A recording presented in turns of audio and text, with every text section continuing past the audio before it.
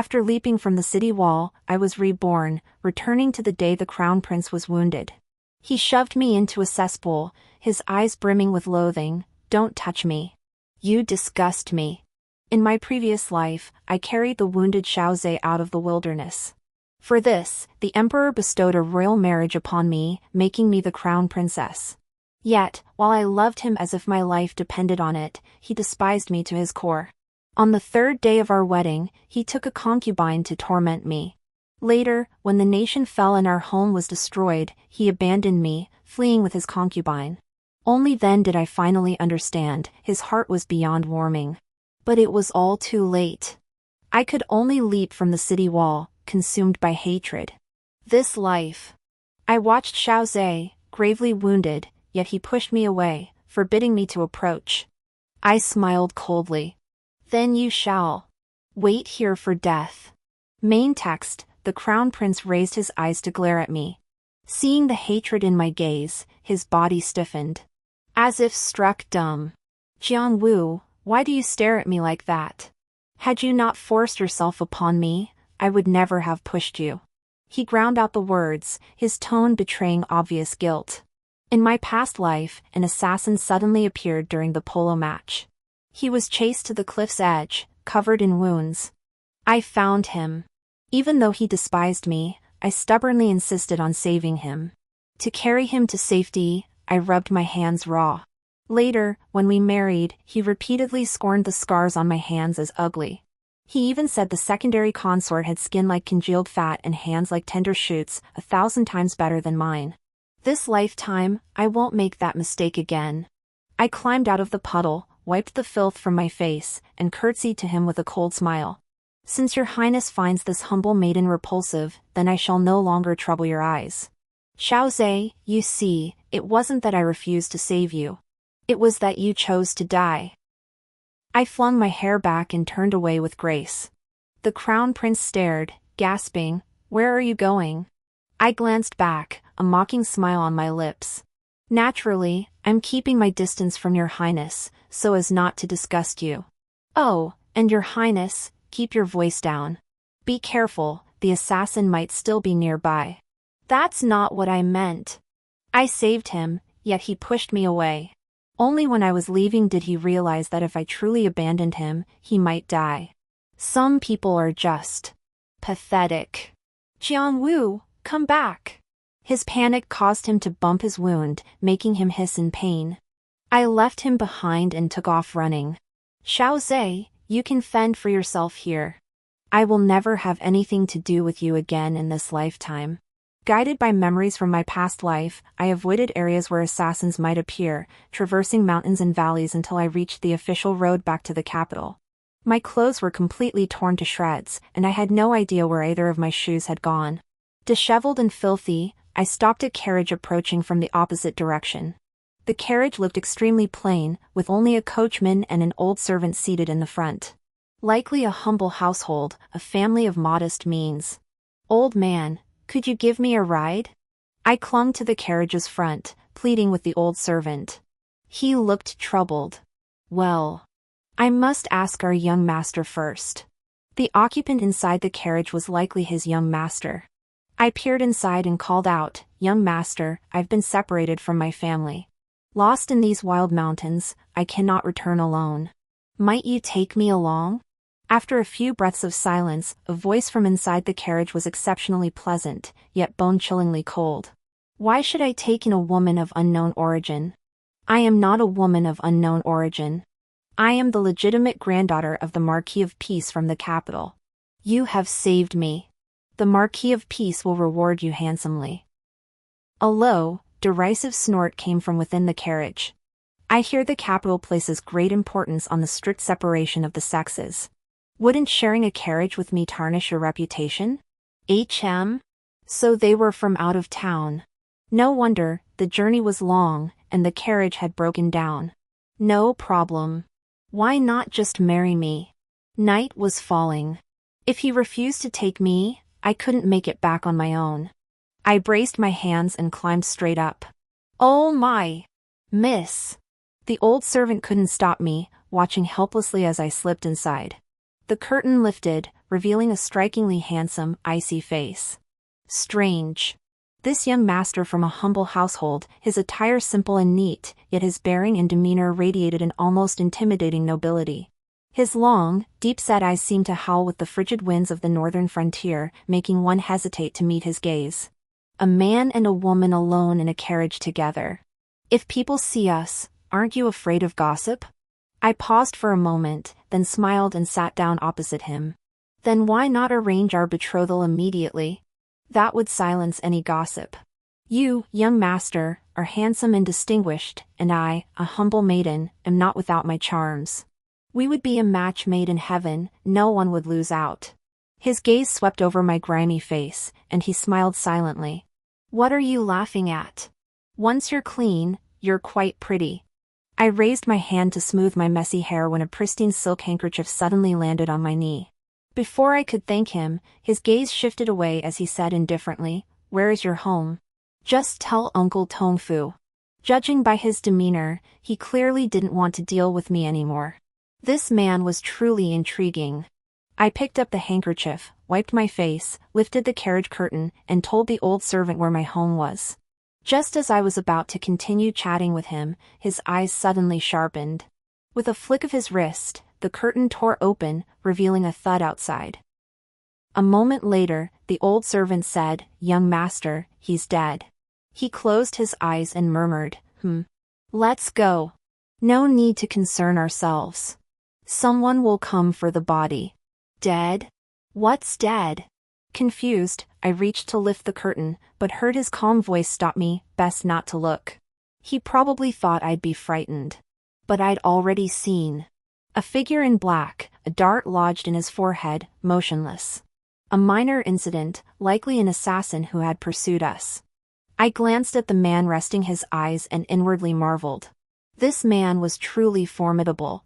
If I followed him, he might just save my life. I lowered the curtain and found myself sitting up straight. Before nightfall, the carriage entered the capital and stopped at my family's doorstep. I bowed to the man. "Please tell me your name, sir. I wish to visit you someday to express my gratitude." He merely lifted the curtain and said indifferently, "It was nothing. Go home now." What a bore. Looks like this marriage won't happen. Then wait here. Don't leave yet. I'll come out to find you shortly. I gave him a few parting words before lifting my skirt and leaping down from the carriage. The servant at the gate saw me and froze.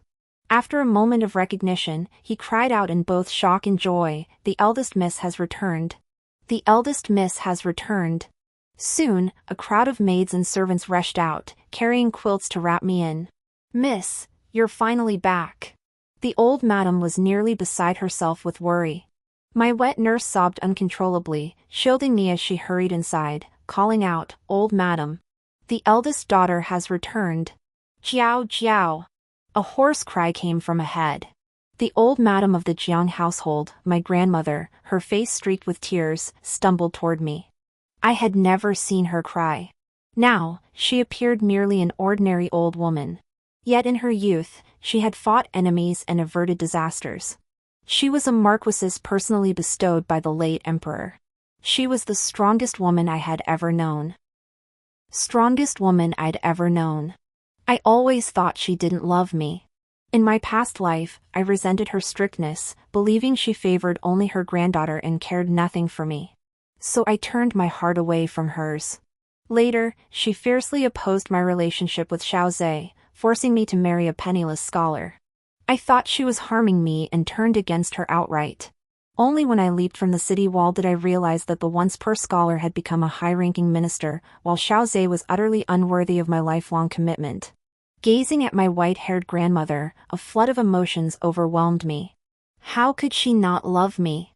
In my past life, I must have been blind to misunderstand her. Grandmother. I knelt before her with a thud, sobbing uncontrollably. "Jiao Jiao was wrong, grandmother. I shouldn't have disobeyed you." Startled, grandmother pulled me into her arms with a mix of shock and joy. Her aged eyes brimmed with tears as she asked in disbelief, "Jiao Jiao, what did you just call me?" "Grandmother. Grandmother." I sobbed, clinging tightly to her. In my past life, we were estranged. After coming of age, I addressed her only as lady and never once as grandmother. I never imagined that today, this single word grandmother would make her so overjoyed. Good, good. Xiao Jiao is back, that's what matters. Xiao Jiao is safe, that's what matters. Grandmother is so happy. Her aged body trembled visibly, her arms clutching me so tightly it felt as if she wished to merge me into her very being. Oh, grandmother. I haven't thanked the person who saved me yet. Wiping my face, I hurriedly led grandmother inside, retrieving a casket of gold from the bedside. But when I reached the doorway, the courtyard lay empty, utterly devoid of any trace. That person had long since departed. Before the carriage entered the city, I spotted the imperial guards from my past life, searching the mountains for the crown prince. After returning, I surmised the crown prince must have been rescued. He wasn't dead, he'd surely come seeking retribution.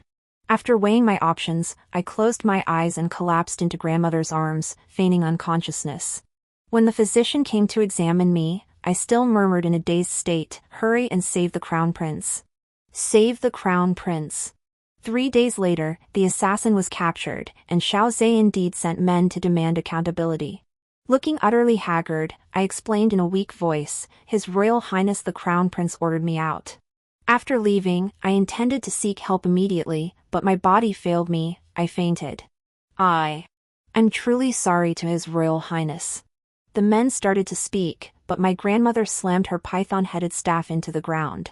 Startled, they stumbled back 3 steps. My Jiao Jiao is already this ill. She cries out in her dreams to save the crown prince. What more do you want? She's a frail woman, even if she hadn't fled, what could she possibly have done?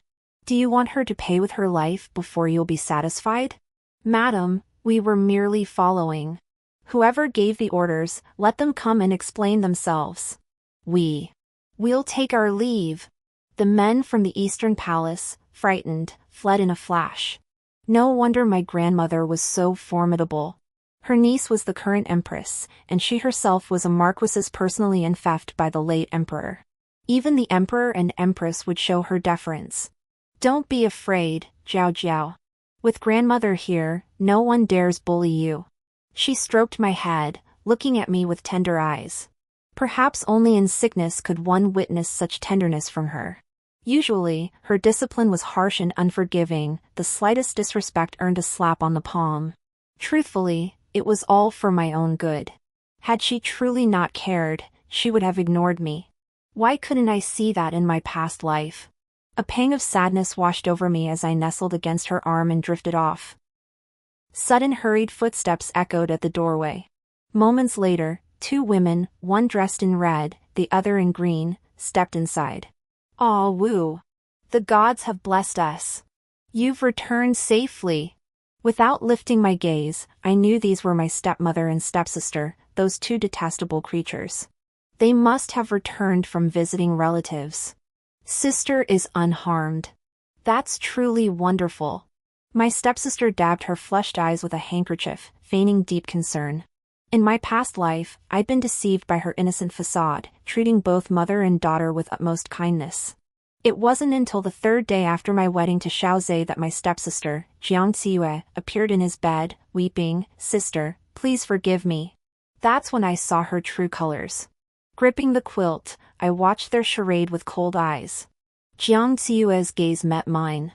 For a moment, she seemed startled, retreating guiltily to my stepmother's side. At that instant, another figure entered, bringing a chill breeze. It was my father. I told you, Awu is fine. Look how frantic you 2 have become, urging the carriage on relentlessly until it nearly broke down. My father removed his cloak and bowed to grandmother. Mother, your son has returned. Grandmother nodded, her expression tinged with displeasure, yet she refrained from reprimanding him. Jiang Ziyue glanced at me, her eyes darting, opening her mouth as if to speak. I already knew what she would say. In my previous life, she had played the role of the perfect daughter before my father, constantly conspiring with my stepmother to sow discord, driving a wedge between me and my father. In my father's eyes, I became an ill-mannered, disloyal, and unfilial girl. Meanwhile, she was cast as the pitifully obedient daughter, stealing all my father's affection. Today, I would not tolerate her repeating those tricks and letting the villain succeed. Ao greets father. Before Jiang Xiue could speak, I covered my mouth with a cough, then weakly climbed to my feet to pay my respects to father. Grandmother hurriedly held me back. Enough, Jiao Jiao. There's no need for formalities when you're so ill. Lie back down. Ao, stay in bed. My father sat down at the bedside, watching me with a sigh. After this illness, you've grown much more sensible. My eyes flushed red as I grasped his sleeve. Father, this ordeal has shown me how well you've always protected me. I was wrong. I won't be willful or reckless anymore. I won't make you angry again. My father paused, his expression softening considerably. A tenderness I hadn't seen in his eyes for a long time returned. No matter how many misunderstandings we'd had before, I was still his biological daughter. Blood is thicker than water, he wouldn't stay angry with me forever. You silly girl. Father has never been angry with you. As long as you remember this lesson and don't act recklessly again, father will be at ease. Jiang Xiue watched from the side, her face filled with astonishment. How could she have imagined that Jiang Wu, the rebellious girl who argued with her father daily, would suddenly change her ways? The stepmother secretly reached out and nudged Jiang Xiue. Jiang Xiue jolted awake, then hurried to the bedside. Squeezing out 2 tears, she pleaded earnestly, "Sister, you're safe." It's such a relief. Mother and I heard the news and rushed to the temple overnight to burn incense. It must be the Bodhisattva's blessing. Hilarious. I went to such lengths to escape, and now it's her achievement? Hearing this, my father turned to look at her, smiling with relief. Xiue is a good child too. These past days, worrying about your sister, you couldn't eat or sleep properly. You've been through a lot. In a couple of days, your mother will be entered into the family registry for the ancestral rites. There will be much to do. You shouldn't tire yourself out anymore. Go back and rest well. Oh right, my stepmother and father had been married for over half a year, yet she still hadn't been entered into the family registry. I remember in my previous life, during the ancestral rites, a string of firecrackers suddenly exploded beside my ear. Startled, I screamed, losing my composure before the clan. People scolded me for lacking propriety, and my father, ashamed, ignored me for a long time. Meanwhile, Jiang Xiue, standing beside me, remained perfectly composed and unflappable. Everyone praised her for days afterward. Back then, I thought it was merely an accident. Now, I suspect it was far from simple. I concealed my thoughts and continued playing the dutiful daughter.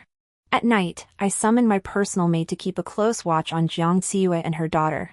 The maid, Hua Zhaobi, was trained by my grandmother herself. Clever and alert, nothing escaped her notice. In my previous life, I'd regarded her as a spy sent by my grandmother to watch over me. I'd treated her coldly, never taking her along when I went out. Tonight was the first time I'd truly spoken to her properly. Miss, Zhao Bai murmured cautiously before leaving, I can't help but feel.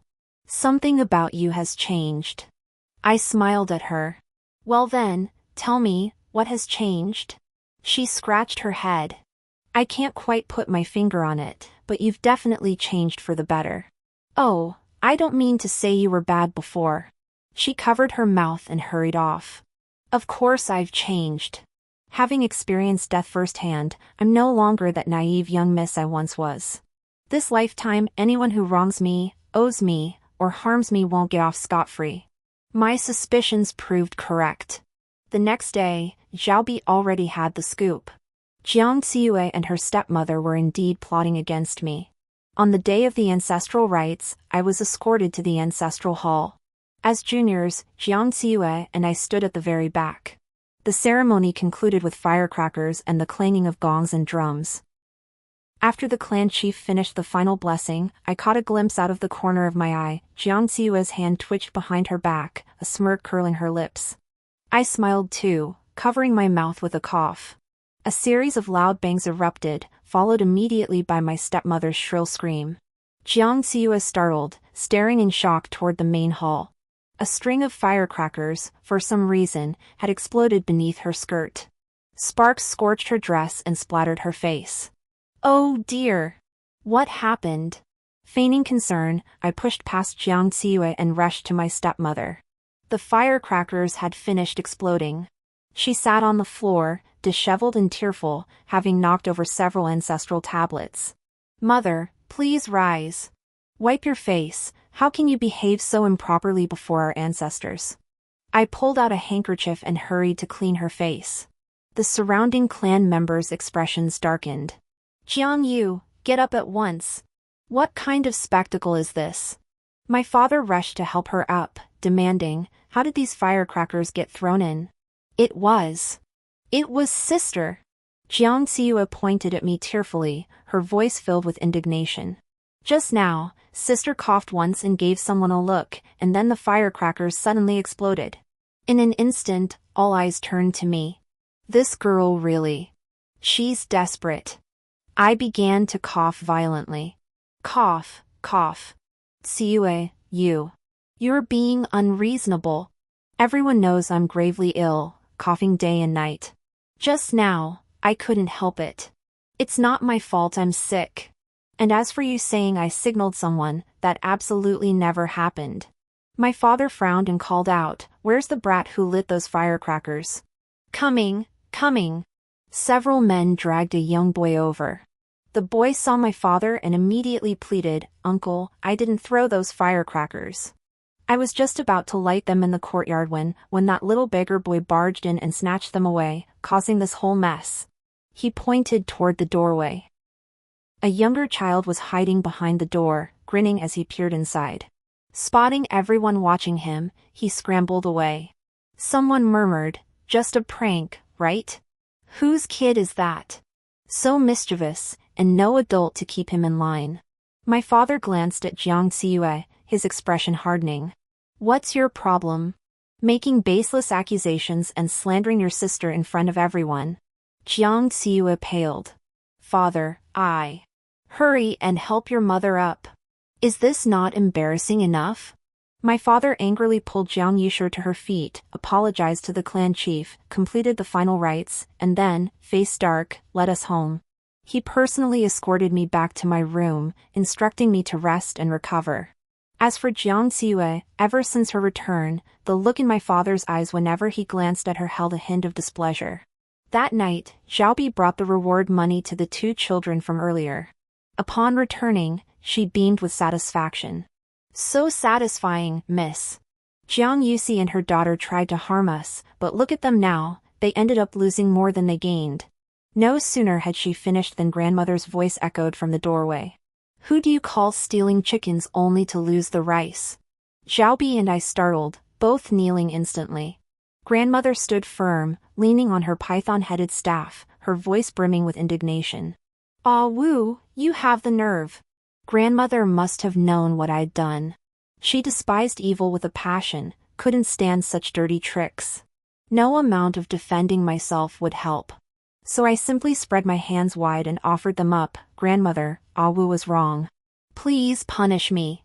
Do you know where you went wrong? Wrong in using underhanded tactics against others. No sooner had the words left my mouth than grandmother raised the cane and cracked it against my back. Her chest heaved with fury. An unmarried girl like you doing such things, if word got out, what would people say? Where would the Jiang family's reputation stand? Reputation, always reputation. In my past life, I spent my entire existence pretending to be virtuous and magnanimous for the Jiang family's sake, hiding like a turtle in its shell. It was suffocating. Yet though I seethed inside, I dared not show it. Grandmother meant well. This lifetime, I couldn't upset her again. Yes, Ah Wu knows she was wrong. I bowed my head, obediently admitting my fault. It seems it's time to arrange a match for you, to temper your spirit, lest you cause more trouble. Grandmother sighed. Reflect on your actions at home. Soon, the young master from the Lin family of Liangqing will come to the capital. He's a fine lad. When he arrives, you shall meet him and see how you feel. What was bound to happen has finally come. In my past life, I stubbornly refused to meet that Lin family brother. Yet he later became a high-ranking minister, assigned to govern a distant province. When the capital fell, he was spared. This time around, if I truly marry him, perhaps I can leave the capital with my family much sooner. Then, even if the barbarians breach the city walls, our family will be safe. I nodded obediently. Yes, Wu understands. Grandmother paused, likely surprised by my sudden compliance. You're not deceiving me, are you? Does your heart still yearn for the crown prince? If I still yearned for him, I wouldn't have abandoned him and fled that day. After a long pause, grandmother nodded. That's good. Does your hand hurt? I shook my head with a smile. It doesn't hurt anymore. Grandmother didn't hit me too hard. I should have hit harder. You mustn't cause trouble anymore. I'll deal with the Jiangyu family myself, understand? Grandmother gave me a reproachful glare, scolded Xiaobi a few more times, then returned to her own quarters. Grandmother confined me at home to reflect on my actions, forbidding me from going anywhere. 10 days later, the Empress summoned me, saying she wished to speak with me in the palace. The current Empress is grandmother's niece. She's always wanted me to marry Xiao Ze. Xiao Ze isn't her biological son. Though raised under her name since childhood, he's never been close to her. In fact, he's somewhat resentful toward her. I suspect this is also the main reason Xiao Ze dislikes me. He resents being arranged by the Empress. Before I left, grandmother pressed a box of pastries into my hands. Jiao, the crown prince has been in the palace these past few days. You should go see him while you're there. Last time you ran off and left him behind, it wasn't very proper. Apologize to him, so he won't hold a grudge. I opened the box and took a whiff, the scent nearly knocked me over. Xiao Ze? As if he deserves them. Humph. Back when I visited the palace, I'd bring him homemade pastries, only for him to toss them aside. Now, even if he'd begged on his knees, he'd never taste another crumb from my kitchen. On the journey to the capital, Xiaobi and I polished off every last crumb of grandmother's pastries. Then we bought the cheapest coarse-grain flatbreads from a street vendor and packed them into our food box. Upon entering the Queen's palace, I paid my respects to Her Majesty. As always, she drew me into conversation, subtly probing whether I still harbored feelings for Xiao Ze. In my previous life, after I saved Xiao Ze, she seized the opportunity to petition the emperor for our marriage. This time, I abandoned Xiao Ze and fled, news that spread throughout the capital, leaving her in a rather awkward position. I pretended not to catch her hints, playing dumb throughout. Finally, unable to probe further, she dismissed me, telling me to go find Xiao Ze and talk. Carrying the food box, I waited for Xiao Ze in the imperial garden. While the little eunuch went to fetch him, I stood beneath a tree, hiccuping from the wind. Several sparrows hopped about on the ground, pecking at something unseen. Footsteps approached. Out of the corner of my eye, I caught sight of Xiao Ze. Tall and imposing, he wore a black brocade robe that flattered his figure. His expression was icy, his aura intimidating. His injuries had healed remarkably fast. I lifted the food box, about to turn and call him over, but suddenly changed my mind. Calmly, I lifted the lid. Why did you bring this kind of? Before Xiao Ze could finish, I'd already taken out a pastry, crumbled it, and scattered it to the sparrows on the ground. He choked, his outstretched hand awkwardly clenching into a fist before retracting. He'd never liked the things I brought before either, but out of politeness, he'd always accept them only to discard them later. This time, I'd given him a taste of his own medicine, and an inexplicable satisfaction welled up inside me. I dared not laugh, pretending only now to notice him. I set the food box on the ground and curtsied. This humble maiden greets your highness. M.H.M. He acknowledged me with a single syllable, then resumed his cold, haughty demeanor. Jiang Wu, since you've come to apologize of your own accord, I shall overlook your previous act of abandoning me and fleeing. Who said I came to apologize? I brushed crumbs from my hands and replied nonchalantly, you were the one who sent me away last time. After I left, I actively sought help to rescue you. What wrong have I done? Xiao Ze choked, his face turning pale. He'd expected me to beg forgiveness, only to be humiliated instead. Naturally, he felt utterly mortified. Then why did you come here? The Empress Dowager summoned me. I sighed. Her words cannot be refused, Your Highness. Let me be frank, the Empress Dowager has always wanted me to marry you. For years, to please her, I kept circling around you. But now I wish to live for myself. I refuse to waste any more time on you. Xiao Ze's pupils contracted. He hadn't expected me to say this. His face flushed from pale to crimson, a sight to behold. Waste my time? He was furious. After a long pause, he spat out, "Fine. Very well. I hope you stick to your guns. Never show your face before me again." "As you wish." I curtsied cheerfully and walked away happily. Not long after leaving, I remembered I'd forgotten the food box and turned back to retrieve it. At the corner, I suddenly heard the eunuch beside Xiao Ze ask, "Your Highness, Miss Jiang has always been clingy and persistent in her attempts to draw near you. Why is she acting so unusually today? It's as if she's a different person. Could it be she was just putting on an act all along? They were discussing me?" I poked half my head out to peek. Xiao Ze's face was grim, his fists clenched as he sneered, "Nothing but a girl's petty tricks. Trying to grab this sovereign's attention like this? Ha! Just watch, I'll ignore her completely. Let's see how long she can keep up the act." The young eunuch pondered for a moment before saying, "It doesn't seem like it. If she truly wanted to attract your attention, she wouldn't have left you behind last time. Your Highness, could it be that you're overthinking this? What a fearless eunuch, I rather like him." I lifted my foot and walked over. Oh dear! I forgot to take the food box. The hair ornament on my head clattered like a cacophony of gongs and firecrackers as I swayed forward. Xiao Ze turned and saw me, his handsome face flushing instantly. He glanced at the food box on the ground and awkwardly took a step back. "You. How could you be so absent-minded?" His voice was loud, but his resolve was weak. When gossip stabs you in the back, even the thickest-skinned person feels the sting. The eunuch stole a glance at Xiao Ze, his own face flushing crimson as he sheepishly turned away.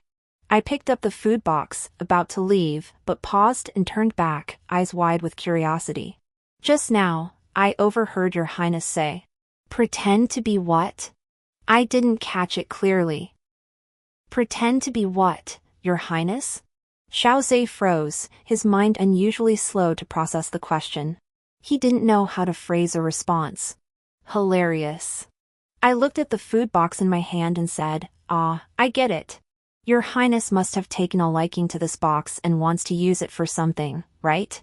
What's there to be embarrassed about? My family has plenty of these. Here." Without waiting for his reaction, I shoved it into his hands. Xiao Ze took it, his face as red as a monkey's bottom. I curtsied and swayed my hips back to my quarters. Only after walking far away did I catch Xiao Ze lifting the food box and angrily smacking it against a little eunuch's backside out of the corner of my eye. After returning home, I didn't step outside again, focusing solely on waiting for Brother Lin to arrive. At the same time, I was figuring out a way to move our entire family out of the capital. In my previous life, the frontier defenses collapsed, allowing barbarian tribes to reach the capital. Few in the city survived. With my meager strength, I could never withstand the barbarians or alter the nation's downfall. The only solution I could think of was persuading my family to leave. After Brother Lin became an official, he was assigned to a post outside the capital. Marrying him might spare us this calamity. After waiting several days, before his arrival, someone organized a spring outing in the city's outskirts, a kite-flying event. I had no desire to attend, but Jiang Ziyue insisted on going. I remembered from my past life how she had dazzled everyone at that kite competition, using it as her chance to get close to Xiao Ze. This time around, though I no longer cared for Xiao Ze, Jiang Ziyue wouldn't succeed either. I remember every disgusting thing she did to me after becoming a secondary consort. I had Xiaobi keep an eye on Jiang Ziyue. That very night, Xiaobi reported that Jiang Ziyue was indeed making kites in the courtyard. Ever since she became part of my Jiang family, she'd been bending over backwards to befriend the capital's noblewomen. That's why her news reached her even before me. A very beautiful kite, already half finished. But while she worked, she was muttering curses at you with her mother, Miss. Shall I secretly burn it for her? No. Let her finish it. What fun would burning it now be? The real pleasure lies in letting her get close enough to pluck the fruit from the branch, only to snatch it away at the last moment. I didn't disturb Xiao Ze. After 3 days, on the day of the spring outing, I followed her out in a carriage, arriving after her. Upon reaching Mulan Lake, Xiao Ze jumped down and ran to greet the young ladies she befriended. Xiao Bi seized the chance to slip into her carriage and steal the box containing her kite. They were indeed beautiful. Xiao Ze had put her heart into them. In my previous life, I hadn't attended this gathering and didn't know what she made. This time, I was truly amazed. It was a pity, though, that her motives weren't pure. No matter how beautiful the kites were, they still made one feel sick. Xiao Bi, come. Let's tear them apart and play. Xiao Bi hesitated slightly, but it's such a pity, miss. Isn't this a bit wicked of us? Wicked? I laughed. Don't you know? All the young ladies in the capital say that I, Jiang Wu, as the eldest sister, bully my stepsister, am mean and jealous, a wicked woman. Since Xiao Ze slanders me so viciously outside, and I can't clear my name, I might as well be wicked to the core, wicked with a clear conscience. Come on, tear it. I handed Xiao Bi a wing. Just as I was about to tear it, a deep, lingering male voice suddenly came from behind. Why tear such a beautiful thing? My hand froze, and I turned around in surprise. It was indeed him. It had been so long since I last saw him, and I never expected to run into him here. This time, he wore a black brocade robe embroidered with tiger patterns, making him look even more handsome and noble. Last time I saw his carriage in tatters, I'd assumed he came from humble origins. Now it seemed I'd misjudged him. What are you doing here? Why shouldn't I be here? He glanced at the kite in my hands and added, this doesn't seem to belong to you? His question made me remember my purpose. I was here to tear the kite apart. If I didn't hurry, Xiao Ze would return soon. So, with a sharp tug, I ripped it to shreds. Still unsatisfied, I threw the pieces on the ground and stomped them into dust. Indeed, it wasn't mine. I gathered the scraps and placed them back in the box, instructing Xiao Bi to return it. Wiping my hands, I asked him, you won't tell anyone, will you? He remained silent. You saw it too, I'm no saint, but... My eyes twinkled as I added with a smile, I am, after all, your fiancé. You mustn't reveal this. He chuckled. Since when did I have a fiancé? Ever since I stepped into your carriage. What, you don't like it? He paused a breath before countering, who wouldn't like a bright and cheerful lady like Miss Jiang? The spring breeze was gentle, and his features were so striking they made my heart skip a beat. But if you knew who I am, you'd probably wish you could take back what you said today. Then tell me, who are you? He didn't speak, only gazed into my eyes. The faint smile on his face transformed into a look of disappointment I couldn't decipher. I waited a few breaths before urging, speak. Only then did he slowly reply, I am Xiao Boyan. It felt like a thunderbolt had exploded in my mind, and my body stiffened. The 9th prince, Xiao Boyan? Indeed. Suddenly, I didn't know what to say. The 9th prince, Xiao Boyan, his mother, Consort Yan, a Miao woman, had personally orchestrated the witchcraft scandal 15 years prior, a catastrophe that shook the court and the realm, claiming countless lives. Later, Consort Yan was convicted, branded a criminal woman, and executed. Xiao Boyan, disowned and cast aside, became a criminal himself. Exiled to Yanmen at the age of 10, though not demoted to commoner status, he remains without a title or fief to this day. Noticing my reaction, he sneered lightly, shocked. You must know I'm a criminal. Marry me, and you'll become a criminal's wife. Yes, marrying him meant becoming a criminal's wife, doomed to a life without peace. The Jiang family, a prestigious clan for 100 years, had only me left as the sole heir in my generation. I was finished, and the Jiang family's glory would be extinguished. I bit my lip. What's this about being a criminal? Don't lose heart. Perhaps one day imperial grace will prevail, and this matter will be put to rest. I didn't. He smiled, his eyes glinting like shards of ice. What are you afraid of? Rest assured, I know you're only joking. I haven't taken it to heart. Hearing him say that, my conscience actually pricked me. Xiao Bi waved at me and whispered, "Don't stay here too long. Jiang Xiue is coming back."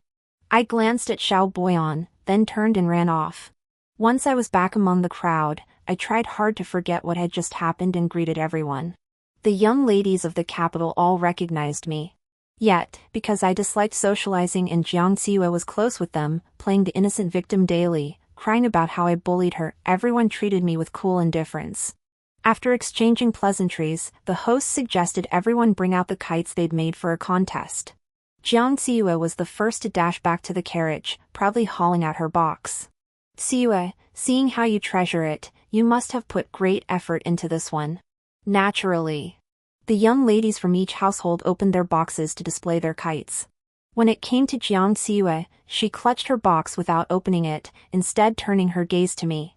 "Sister, you're the most skilled and talented.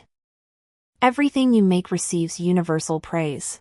With you here today, how could I dare be the first to open mine? Sister, why don't you bring out your kite first and let us all see?" She knew full well I hadn't made one, yet she deliberately tried to pin the blame on me, didn't she? I shrugged my shoulders. "I didn't make one. I can't make one. I'm just here to watch you all have fun." A wave of laughter rippled through the crowd, many faces turning to look at me with disdain. Too bad. Having lived 2 lifetimes, I no longer cared about saving face.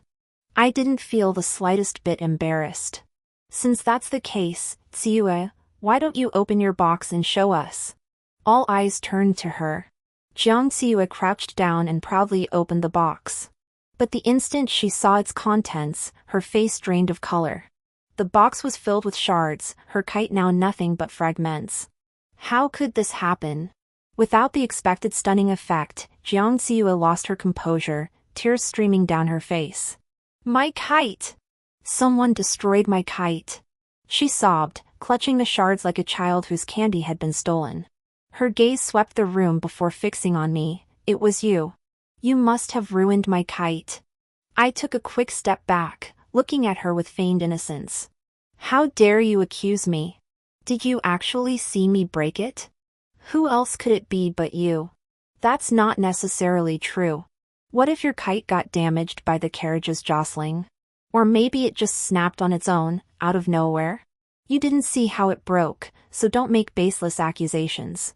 I pinched my handkerchief to fan myself and went off to admire others' creations. Without her kite, Jiang Xiue was reduced to a supporting role, forced to watch other young ladies steal the spotlight with bitter resentment. Strange, I didn't see the crown prince, nor did I spot Xiao Boyan. This spring outing kept men and women apart, ladies on the left bank, gentlemen on the right. Right now, they were playing games like arrow throwing. I sat on the grass, bored stiff for the entire morning. At lunchtime, everyone gathered together. Jiang Xiue must have said something to the ladies beside her, because they suddenly decided to champion her cause and denounce me. They were all somewhat talented, and one after another, they composed poems to recite before the crowd. Mostly, they were just sour verses mocking my supposed bitterness and jealousy. I watched their little show with a cold eye, then picked up a brush and said, "Since everyone's feeling so poetic, I suppose I'll write a verse to join in the fun." Everyone stared at me as if expecting a joke. Only when I finished writing, stood up, and pinned the poem to the tree did they react. A bunch of ugly hags, mouths foul and meddlesome. Brains duller than pigs, talent scarce to be found. "Jiang! Jiang Wu!" Someone stomped angrily, pointing at me and demanding, "Who are you insulting?" I rolled my eyes. When stones hit dogs, the ones hit hardest yelp the loudest. Whoever feels targeted, that's who I'm talking about. You're utterly crude and rude. Could you come up with something nicer to say? Is your pig brain so limited in vocabulary? No wonder you're all paired with someone like Jiang Xiue, each of you looks like a block of elm wood. You can't even curse properly. Even a dog taught to read could insult better than you. These words of mine truly ignited their fury. The ladies who were with Jiang Xiue turned bright red with fury, reaching out to yank my hair. "Jiang Wu! I'll tear your mouth off." I wasn't scared. I grabbed hold of them and started flailing wildly. Originally, this spring outing had separated the boys and girls. The boys on the other side of the stream had no idea what the girls were saying. But now, with them fighting me and screaming like pigs being slaughtered, all the boys across the stream had jumped up to watch the commotion. Just as I was getting into the swing of things, I suddenly heard the crown prince's voice. "Stop!" Xiao Ze's voice wasn't loud, but it carried immense authority. The young ladies immediately let go of me. "Your Highness." Xiao Ze had appeared without anyone noticing. Seeing the fight, he approached with a dark expression, his gaze sweeping over each of us. The fight had been thoroughly satisfying. The women who had ganged up on me had their faces scratched, their hair disheveled, and were covered in dust and dirt, a sight to behold. Under Xiao Ze's gaze, they belatedly felt ashamed, covering their faces, too embarrassed to be seen. "Jiang Wu, fighting like a shrew in front of everyone, have you no sense of shame? Come here." "What? So many people were fighting, why was he singling me out?" Fuming, I stood frozen. He strode right up, grabbed my wrist, and practically dragged me into the woods. "What are you doing? Let go of me!" Xiao Ze released me, his voice seething. "Jiang Wu, look at yourself. Disgraceful. Causing such a scene today, don't you fear the shame?" I laughed bitterly. Embarrassed? What exactly am I embarrassed about? My reputation's already ruined. What worse could a fight do? But them, they're all proper young ladies who treasure their reputations above all. Getting beaten like that today means they'll be laughed at for the rest of their lives. Now that's truly mortifying. And you're still gloating? Of course I'm gloating. Whoever cares loses. I've got nothing to lose, why shouldn't I gloat? He was speechless with anger. You're beyond redemption. Who would dare marry someone like you? Is that any of your business? What does it matter to you? He choked, then pressed on, the Empress is your aunt. I'm technically your cousin. How is it none of my business? I sneered coldly, no need for my cousin's concern. My grandmother has already arranged for me to marry an elder brother from the Lin family. They'll come to our residence in a few days to discuss the match. The Lin family's elder brother is the most generous and forgiving person. He wouldn't hold such a trivial matter against me. He froze. After a long moment, he asked incredulously, "Last month you swore you'd marry no one but me, and now you're discussing marriage with someone else this month? Your Highness, that chapter is long closed. I told you back in the palace, I don't like you, and I refuse to waste any more time. You truly are fickle." "Oh, right, right." I rolled my eyes at him and strode off with exaggerated confidence. My face was dirty, and I was done playing. Puffing with indignation, I headed toward the carriage. Xiao Bi hurried to meet me.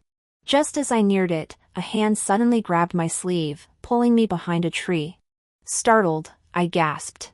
Recognizing the face, I hastily covered my face with my hands. Xiao Boyan snorted lightly, "What are you hiding for? I saw you ages ago." Only then did I hesitantly lower my hand and ask him, "Where did you go just now?" "I didn't see you anywhere. I dislike crowds. I stayed in a quiet spot." "If you dislike crowds, why come here at all?" "The crown prince commanded it. I had no choice." So Xiao Ze had summoned him? Were these brothers truly close? As the thought crossed my mind, he suddenly pulled a small porcelain vial from his robe and handed it to me. "This is premium wound medicine. I carry it with me at all times. Clean your wound and apply a little." Carries it constantly? Does that mean he's often injured? Stationed at Yanmen Pass, that bitterly cold frontier, he must have fought his way through countless battles. I took the porcelain vial, clutching it awkwardly. "You saw me bullying others, saw me fighting. Don't you despise me for being vulgar and debased?" He actually smiled. "Why should I despise you? The so-called noble ladies and distinguished young men of the capital are the most hypocritical. Watching you beat them actually felt refreshing." Strangely, a weight lifted from my heart. I teased him haughtily, "Well, if you saw me fighting, why didn't you come help me?" The moment the words left my mouth, I regretted them. He wasn't anyone to me, why should he help? I shouldn't have joked like that. Xiao Boyan showed little reaction, only saying, I was planning to step in if you couldn't handle them, but who knew you were so formidable. After speaking, he smiled at me for a moment before adding, go clean your wounds and apply medicine. You have a betrothal discussion in a few days. Showing up injured wouldn't be appropriate. Betrothal? Oh no, he'd overheard my conversation with Xiao Ze. I scrambled to explain, engagement? I was just making that up. He's actually here for the imperial exams. We've never even met, it's not even close to happening. I only said that because the crown prince claimed I'd never find a husband. He smiled. Why wouldn't you find a husband? Besides, a woman's worth isn't measured by whether a man wants her. You shouldn't pay him any mind. Thank you. You're so kind. He was the only person besides my grandmother who ever said that. In the distance, Xiao Ze somehow approached. Spotting us, he called out loudly, Bo Yan. My legs trembled in fright. Xiao Bo Yan turned to him, bowing respectfully without condescension. Your Highness. Xiao Ze shot me a disgusted look. Boyan, what are you doing with her? Xiao Boyan glanced at me, then lowered his eyes. Your Highness, I accidentally stepped on the hem of Miss Zhang's gown and was apologizing. Oh. Xiao Ze exhaled in relief. What apology? She was likely careless herself and is pinning blame on you. Stop standing with her. Come here, I have much to discuss with you. Yes. Xiao Boyan nodded, gave me a brief nod, and strode toward Xiao Ze. That bastard crown prince. I shot him a silent glare before pulling Xiaobi along and heading home. After returning home, I feared Jiang Xiue would go cry to my father, so I left my facial injuries untreated. The guilty party accuses first, I sought out my father and had a good cry. When Jiang Xiue returned, I was clutching my face, wailing pitifully. My father looked at her and asked irritably, why did you team up with outsiders today to bully your sister? Jiang Xiue froze, scrambling to explain, I didn't team up with outsiders to bully her. My sister tore my kite first. The other young lady couldn't stand it and just said a few words to her. A few words, and you ended up with a face like this? My father's face flushed crimson with rage. Look at what they've done to your sister. How is she supposed to live with herself now? And this kite you claim she tore, do you have any proof? Jiang Xiue stammered, unable to provide any. Finally, throwing caution to the wind, she declared, she was the only one who didn't make a kite today. She's clearly jealous of me. Madame Jiang Yu was nearly beside herself with worry. She'd been signaling to Jiang Xiue for ages, but the girl ignored her completely. Finally, Madame Jiang Yu had to step in herself. Master, please calm down. None of us were there today, so none of us know the truth. Xiue has always been such a gentle soul, you know that. How could she possibly bully Ao? Of course, I doubt Awu would falsely accuse Xiue. There must be some misunderstanding. The young ladies of the capital have always been jealous of our Awu and Xiue. It's quite possible they're the ones stirring up trouble. This Jiang Yu was truly silver-tongued. If father heard her words, he might even feel pity for Jiang Xiue, thinking she was being used. I was about to speak up in my anxiety when a furious shout came from the doorway. How dare you say she was manipulated? In my opinion, she has ulterior motives, her true colors are finally showing. It was grandmother. I turned to see grandmother glaring coldly at Jiang Yu and her daughter, her teeth clenched as she spat. What kind of scheming could possibly leave my precious Jiao like this? Huh? Your daughter stands by watching the fire burn, clean as a whistle, while my Jiao has her face smashed in. Even if there was a misunderstanding, I've never seen anyone beat their own kin like this. I see you don't consider yourselves part of the Jiang family at all. The words hit Jiang Yushur like a thunderclap. She fell to her knees in terror. Mother, Xiaoyuan never meant any harm. I care not what her intentions were. From this day forward, Jiang Xiaoyue is confined to her courtyard until her wedding day. Should she disobey, she shall be cast out of the Jiang household. Jiang Yu was stunned, tears streaming down her face as she frantically looked toward my father. My father froze for a moment before rushing to support grandmother. Mother, isn't this a bit? What? Are you pleading for them? Do you even know which one is your own flesh and blood? My father's resolve crumbled instantly under grandmother's glare. He stammered, "Not at all, mother. Whatever you say goes. I won't say another word." Grandmother snorted coldly, then turned to me, examining my wound with concern. "Xiao Xiao, does it hurt?" It didn't hurt anymore, but I truly loved seeing grandmother's worried expression. So I squeezed out 2 tears and nodded pitifully, "It hurts." "Oh dear, my poor child. Grandmother will summon the physician at once." She wiped the mud from my forehead and added, "You suffered harm, yet you sought out your father instead of coming to me first? He doesn't cherish you." My father immediately grew displeased. "Mother, how can you say that? I'm her biological father, how could I not cherish her?" Grandmother couldn't be bothered to argue. "Go find the doctor," she said coldly. "Yes." My father glanced at grandmother, then sulkily ran off to fetch the physician. I sniffled and burrowed into grandmother's embrace. In my past life, I'd drifted from grandmother and turned against father. It had been ages since anyone treated me gently. From that day onward, Jiang Ziyuan never came out to torment me again. I began to feel a sense of urgency. Time was passing too quickly. By autumn, the barbarian tribes would breach Yanmen Pass and march straight on the capital. I had to find a way to move the entire family out before then. Or persuade the court to reinforce Yanmen Pass's defenses. In my previous life, it was likely after Xiao Boyan left Yanmen Pass that its defenses weakened, giving the barbarians their opportunity. But Xiao Boyan had been stationed abroad for 10 years. Now that he'd finally returned to the capital, he likely wouldn't want to go back to Yanmen. Who else could go then? Headache. Brother Lin was late, whether delayed on the road or for some other reason. Half a month later, my birthday arrived. Birthdays meant eating well, drinking well, and sleeping well. That day, after lunch, I was dozing soundly on the swing when Xiaobi rushed in, saying, "News from the palace. His Royal Highness the Crown Prince wishes to pay his respects for your birthday. He asks you to prepare and receive him." I was thoroughly displeased. What business does that dog of a crown prince have here?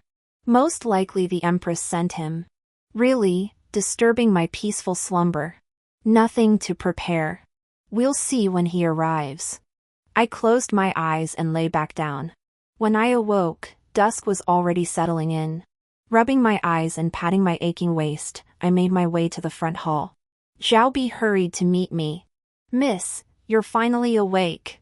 His Highness the Crown Prince has been waiting for hours. He's already finished 2 pots of tea." I froze. "Then why didn't you wake me?" "His Highness forbade it, saying he'd wait for you to wake naturally." "Oh, well then, it's not my fault." I sauntered into the front hall, spotted Xiao Ze, and yawned. "Oh, your Highness has arrived." Xiao Ze set down his teacup, his expression sour, eyes smoldering with suppressed anger. "Finally awake? Jiang Wu, you knew I was coming, yet you slept through it all?" I was a bit speechless. "You didn't call me. If you'd just sent someone to wake me, I would have gotten up. Besides, how was I supposed to know he'd be waiting here for so long?" Hearing this, Xiao Ze grew even angrier, his face turning pale. A beautiful box sat on the table. I reached out and picked it up. "What's this?" Opening it, I discovered a set of jewelry, all the latest designs, crafted from the finest materials, adorned with rubies and sapphires. Exquisite. How lovely. For me? Delighted, I took a hairpin and adorned my hair, feeling quite pleased with myself. Xiao Ze replied sullenly, "This set of jewelry was specially made for you by Her Majesty the Empress. Consider it your birthday gift." "Oh, it's from Her Majesty the Empress. How kind of her." "I thought it was from your Highness." Watching me twirl around admiring myself, his expression softened slightly. He reached into his robe and said, "I also have something for you. But I suppose your Highness never had time to prepare a gift for me. Even if you had, I wouldn't want it." I removed the hairpin and pouted. Lifting my gaze, I saw his face darken again. "Huh? Your Highness, what are you doing with your hand in your robe?" He glared at me, irritably muttering, "Itch. Scratching it." After leaving me, Xiao Ze went to speak with my father. Both serving in the court, their conversation likely revolved around official matters. No sooner had he departed than grandmother came looking for me. Grasping my hand, joy lighting her face, she said, "Xiao Zhao, Brother Lin has arrived in the capital. You must go greet him." I paused, puzzled. Couldn't the steward go instead? Grandmother scolded playfully, "How could that do? The Lin family and ours have been close for generations. The host must greet them personally to avoid discourtesy. I'm too old to walk, and your father is busy. You going is perfect, isn't it?" "Yeah, right.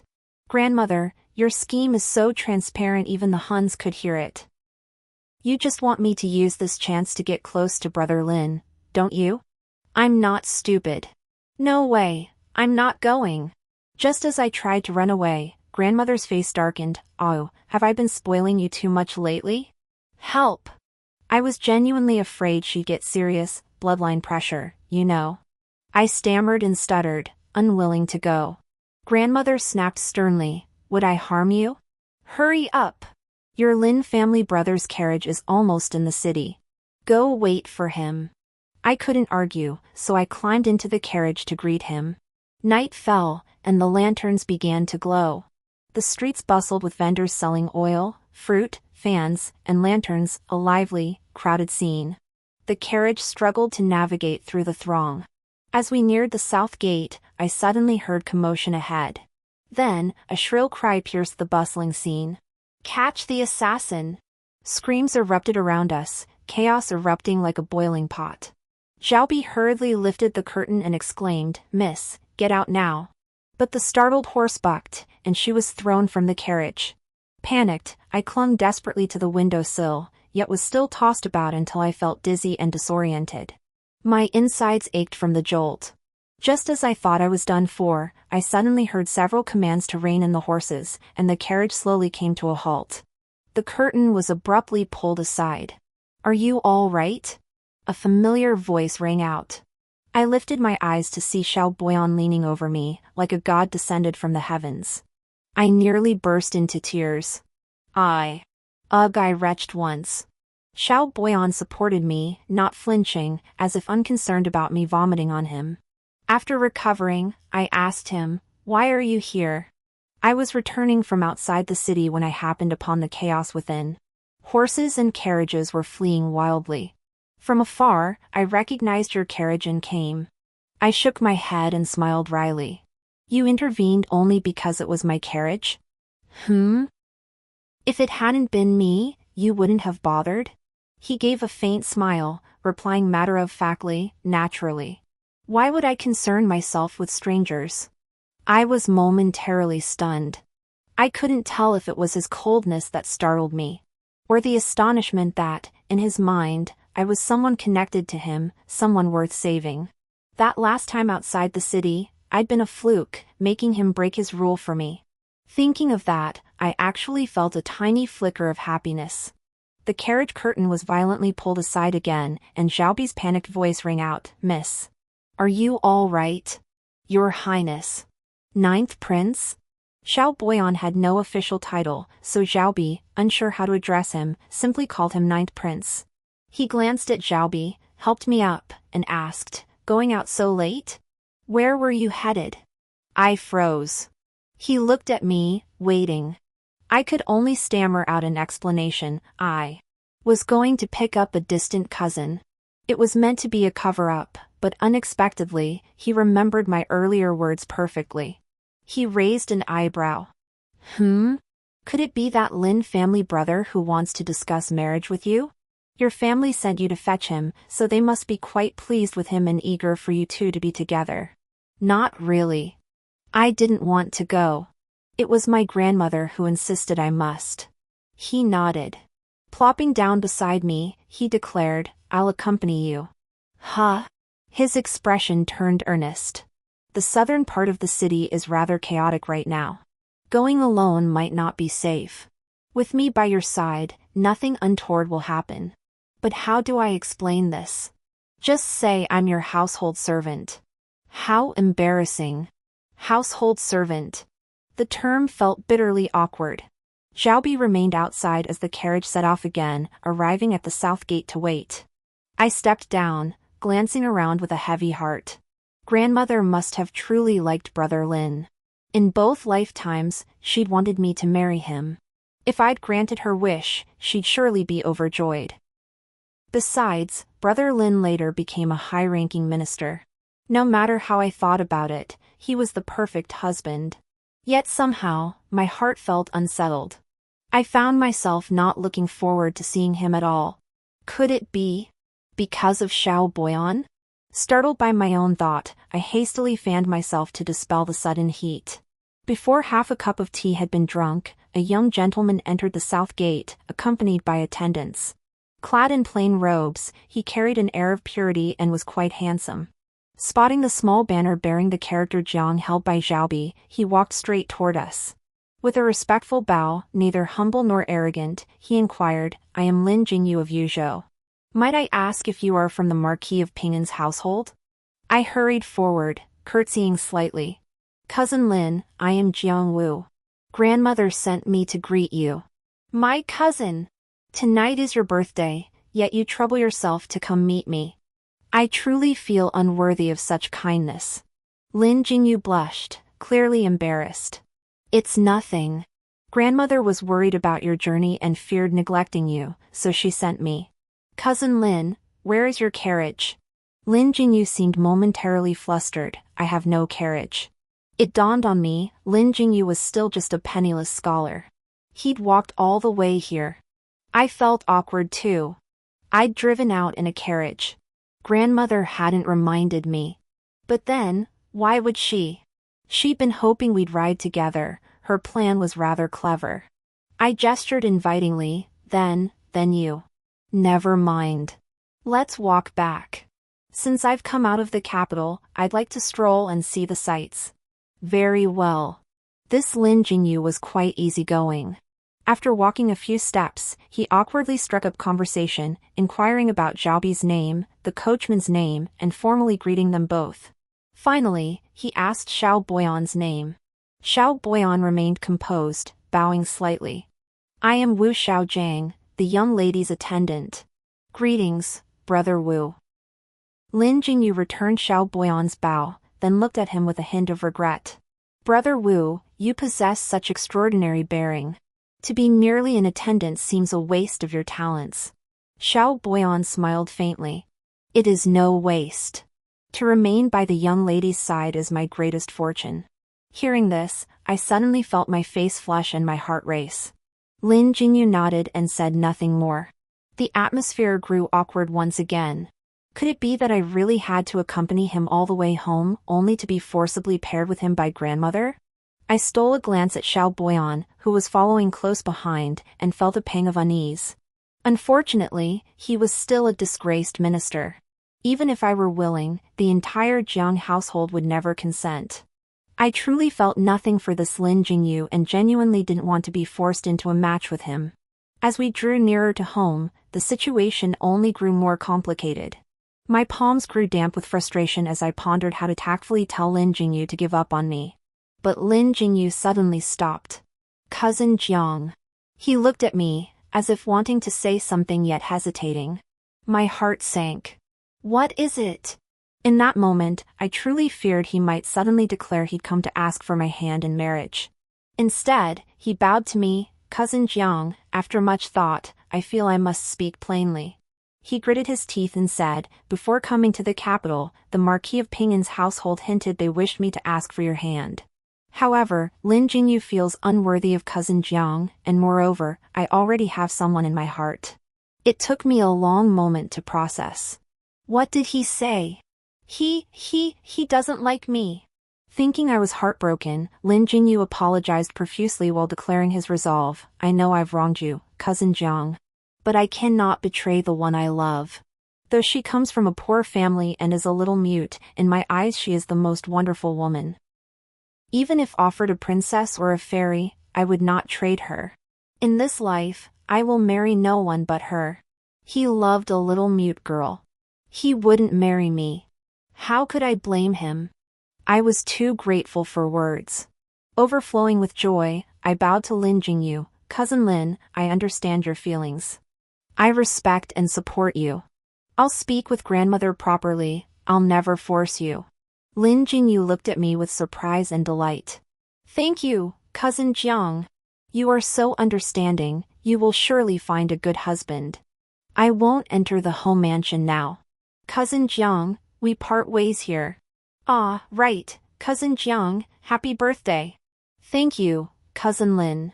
Take care. Lin Jingyu bowed deeply once more before departing with his old servant, his small steps brimming with excitement. That little mute truly has good fortune. A sudden pang of emotion welled up in my throat as I turned to look at Xiao Boyan. His eyes were filled with laughter. What's wrong? Don't tell me my bad luck ruined your perfect match? Humph. Pay up. No money? I'll compensate you with something else. He gazed toward the riverbank and snapped his fingers. In an instant, thunderous booms echoed as enormous fireworks exploded, dazzling and brilliant, obscuring half the sky. A chorus of gasps rose from the street. Xiao Boyan beamed at me, his eyes sparkling like scattered stars. Jiang Wu, happy birthday. This time, I truly wept. Sniffling, I asked him, when did you arrange this? At the south gate, when Lin Jingyu mentioned tonight was your birthday, I secretly had people prepare it. Damn it, that was way too secretive, I had no clue. Thank you, Xiao Boyan. I lunged forward and wrapped my arms around his waist. Xiaobi was utterly shocked. After all, a young lady embracing a man like this was quite scandalous. Miss, this is improper. She hurriedly pulled me away. The fireworks burned for a full cup of tea's time, drawing even those who had already retired to come out and watch. Such extravagance, Xiao Boyan must have spent every last coin.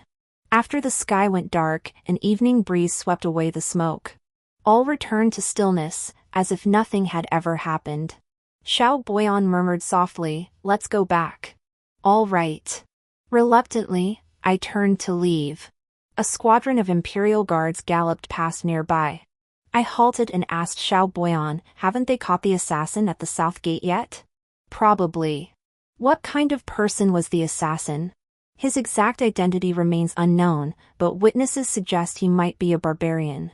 A barbarian? A barbarian! Suddenly, I felt a surge of excitement. Xiao Boyan looked at me, puzzled. You seem very pleased? Of course I was excited. Forgetting to hide my feelings, I blurted out, the court has enjoyed peace for over a decade and has long neglected defenses against the barbarians. With this incident as a catalyst, perhaps the court will finally take it seriously and strengthen Yanmen's defenses. His confusion deepened. What does that have to do with Yanmen? I froze, suddenly sobering up. Oh no, what was I saying? I stammered for a while before fabricating an excuse. I had a dream. I dreamt the Yan Gate was breached by barbarians, their armies marching straight to the capital, causing countless deaths and injuries. Just because of a dream. Yes. After all, this is my homeland. I nodded vigorously. Then, tentatively, I asked Xiao Boyan, why don't you want to return to the Yan Gate? To guard the Yan Gate, to protect your homeland. He cut me off, his gaze icy. This is not my homeland. This land is not worth my protection. I froze. Suddenly I understood, Empress Yan's death must have inflicted an irreparable wound upon him. He felt no attachment to the entire nation. He had his own convictions, and I had no right to force anything upon him. Then where will you go? Miaojiang. His gaze drifted to some distant point as he spoke softly, to my mother's homeland. The sky grew dim, a lone bird screeched, and the capital city fell silent. He was returning to Miaojiang. I felt a pang of loss, yet there was nothing I could do. All right, I'm heading home. I waved at him and ran toward my house. By the time I arrived, it was already very late. Strangely, Xiao Ze hadn't left yet. He stood at the gate, exchanging half-hearted banter with my household guard. Clearly, he'd been escorted here but refused to depart. My guard had talked himself hoarse and was already fed up with him. Seeing me, Xiao Ze's eyes lit up. Then he glanced behind me. You're back. Why are you alone? I was puzzled. What do you mean, Your Highness? He gave a cold laugh. Didn't you say you were going to fetch your cousin from the Lin family? Did you find him? How did the talks with your cousin go? Is the marriage arranged? He knew all this? Had he been lingering at my house all this time just to wait for me to make a fool of myself? That bastard. Rolling my eyes, I snapped, my cousin Lin doesn't want to come. He's returning home to marry his true love.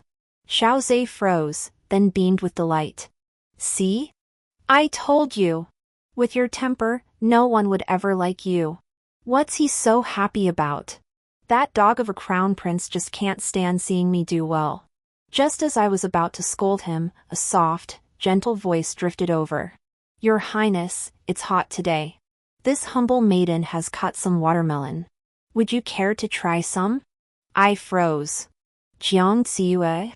Wasn't she forbidden from leaving the courtyard? Was she desperate to avoid being married off to just anyone? No thanks. Xiao Ze grinned at me, chattering on, Jiang Wu, what are you going to do now? Nobody wants you. Maybe I could take pity on you. Your Highness, this melon is exceptionally sweet. Please try a bite. Her jade-like hand held the melon, offering it toward Xiao Ze's face. His smile vanished instantly. He turned to her with a sinister glare. Who are you?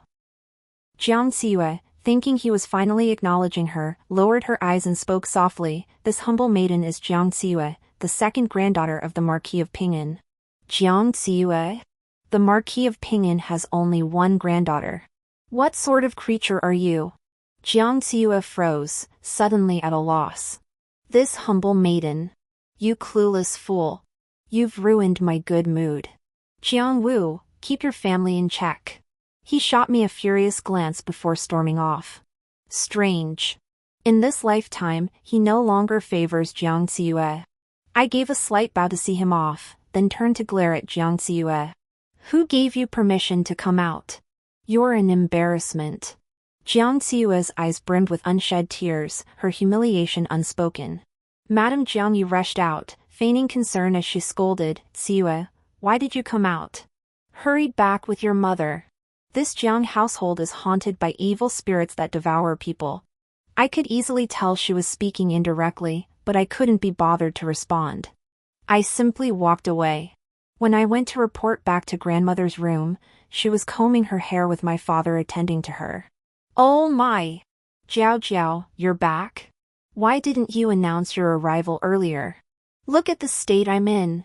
I quickly pressed her down. Grandmother, Brother Lin has something urgent and won't be coming. Why won't he be coming? He must have important matters to attend to. Don't worry, grandmother. And what do you think of Brother Lin? I feigned coyness. He's very good, grandmother. Brother Lin and I need time to get to know each other properly. From now on, we'll speak when we meet. Please don't interfere anymore. Good. Good. Good. Grandmother clapped her hands, overjoyed. I didn't tell her the truth right away. Before today, grandmother had already pressured Lin Jingyu to marry me. If I told her he had someone else in his heart, given her ways, she might forcefully break them apart. Better to keep it hidden for now.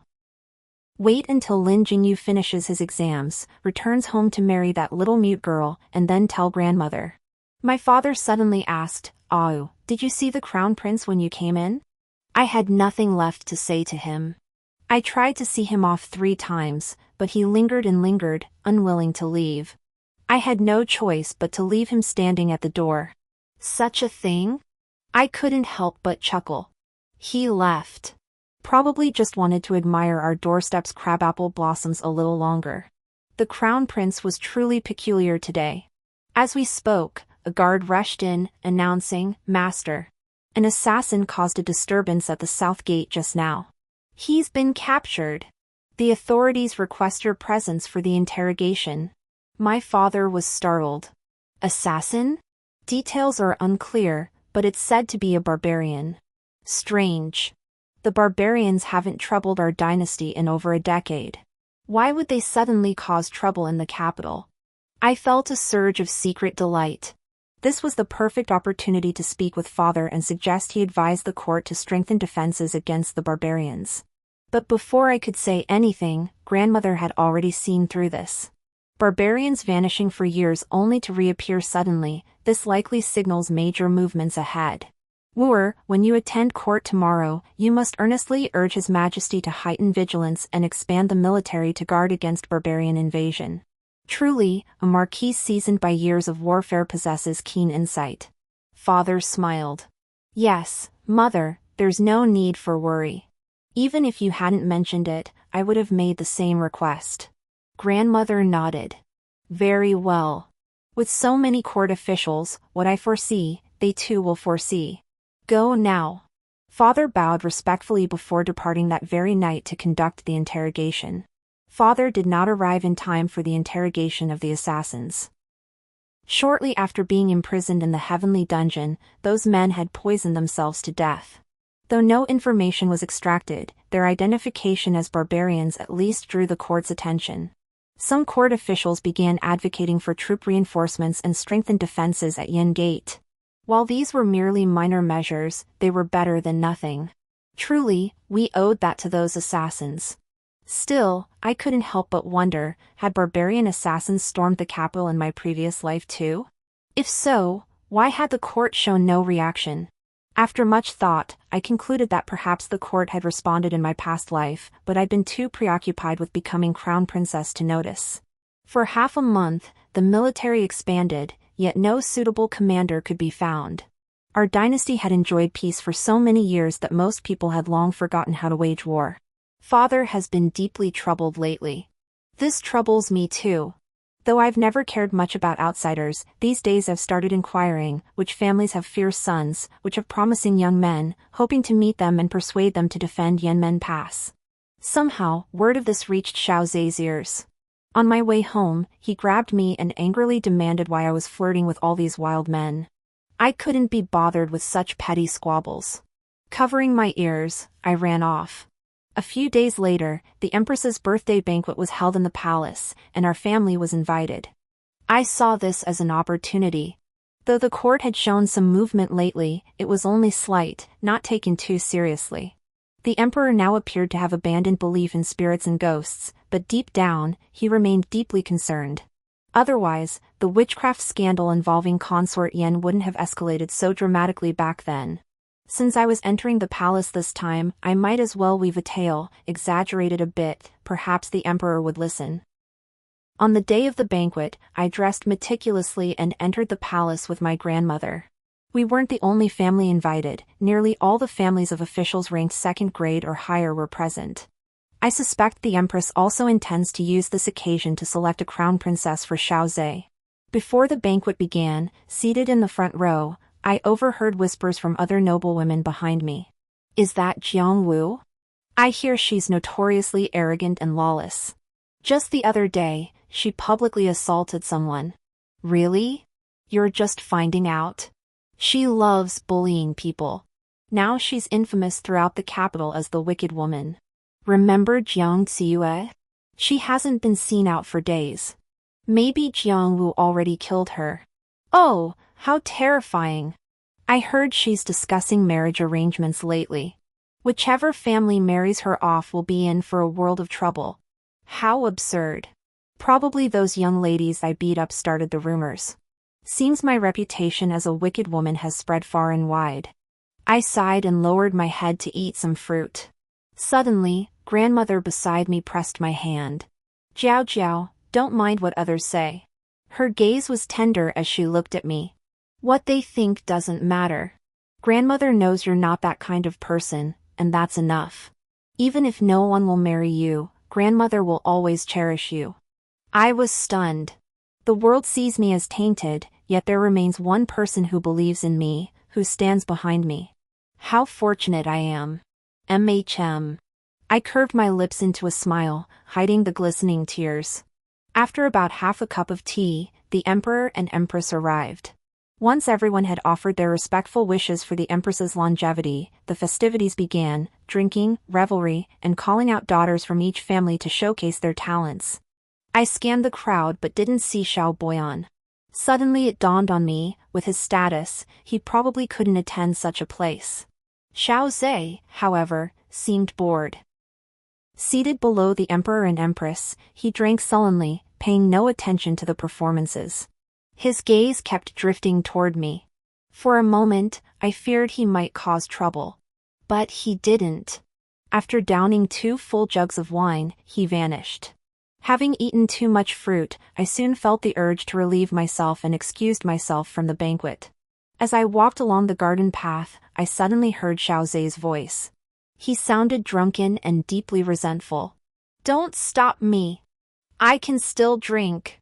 A young eunuch beside him urgently pleaded, "Your Highness, please return to rest.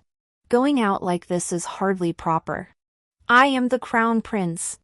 Who dares say I'm improper? Tonight, she didn't even glance at me, can you believe it? I must question her." Question who? Just as I was puzzling over this, the two of them collided right into my face. "Jiang Wu?" Xiao Ze spotted me, staggered over, and grabbed my wrist. "You. Why did you sneak out?" Startled, I hurriedly explained, I needed to relieve myself. "Let go of me." "Leave the palace? Why?" "I forbid you to go." His eyes reddened with fury. "You've barely stayed an hour and already want to leave? Do you truly wish to avoid me?" I didn't know what possessed me, but I wrenched my hand free. "What nonsense! Release me at once. You shall not leave. You dare defy the crown prince." He yanked me into his embrace, like a rabid dog, biting viciously into my shoulder. The eunuch who followed him was terrified and rushed to intervene, only to be kicked aside. "Get out! Disobedience means death." He clutched my hand tightly, dragging me toward the rockery. "Let me go! Let me go!" Terrified, I screamed, but he pinned me against the rockery, tearing my outer robe. He lowered his head, intent on kissing me, heedless of my desperate struggle. I couldn't break free and began to cry. "Please, let me go, Xiao Ze. Don't touch me. You. How dare you refuse me?" His eyes were wild and tear-filled. "You swore you'd marry no one but me, then turned and abandoned me. How dare you? Yes, I treated you badly before, but that was because I thought you were a spy sent by my mother. Now I know you're not. Jiang Wu, why do you suddenly dislike me? You're mad. Let go. Let go." I screamed hoarsely, but he only intensified his assault, biting through my lip. Disgusting. Utterly disgusting. The eunuchs outside dared not approach. I was utterly desperate. Suddenly, my hand brushed against a stone.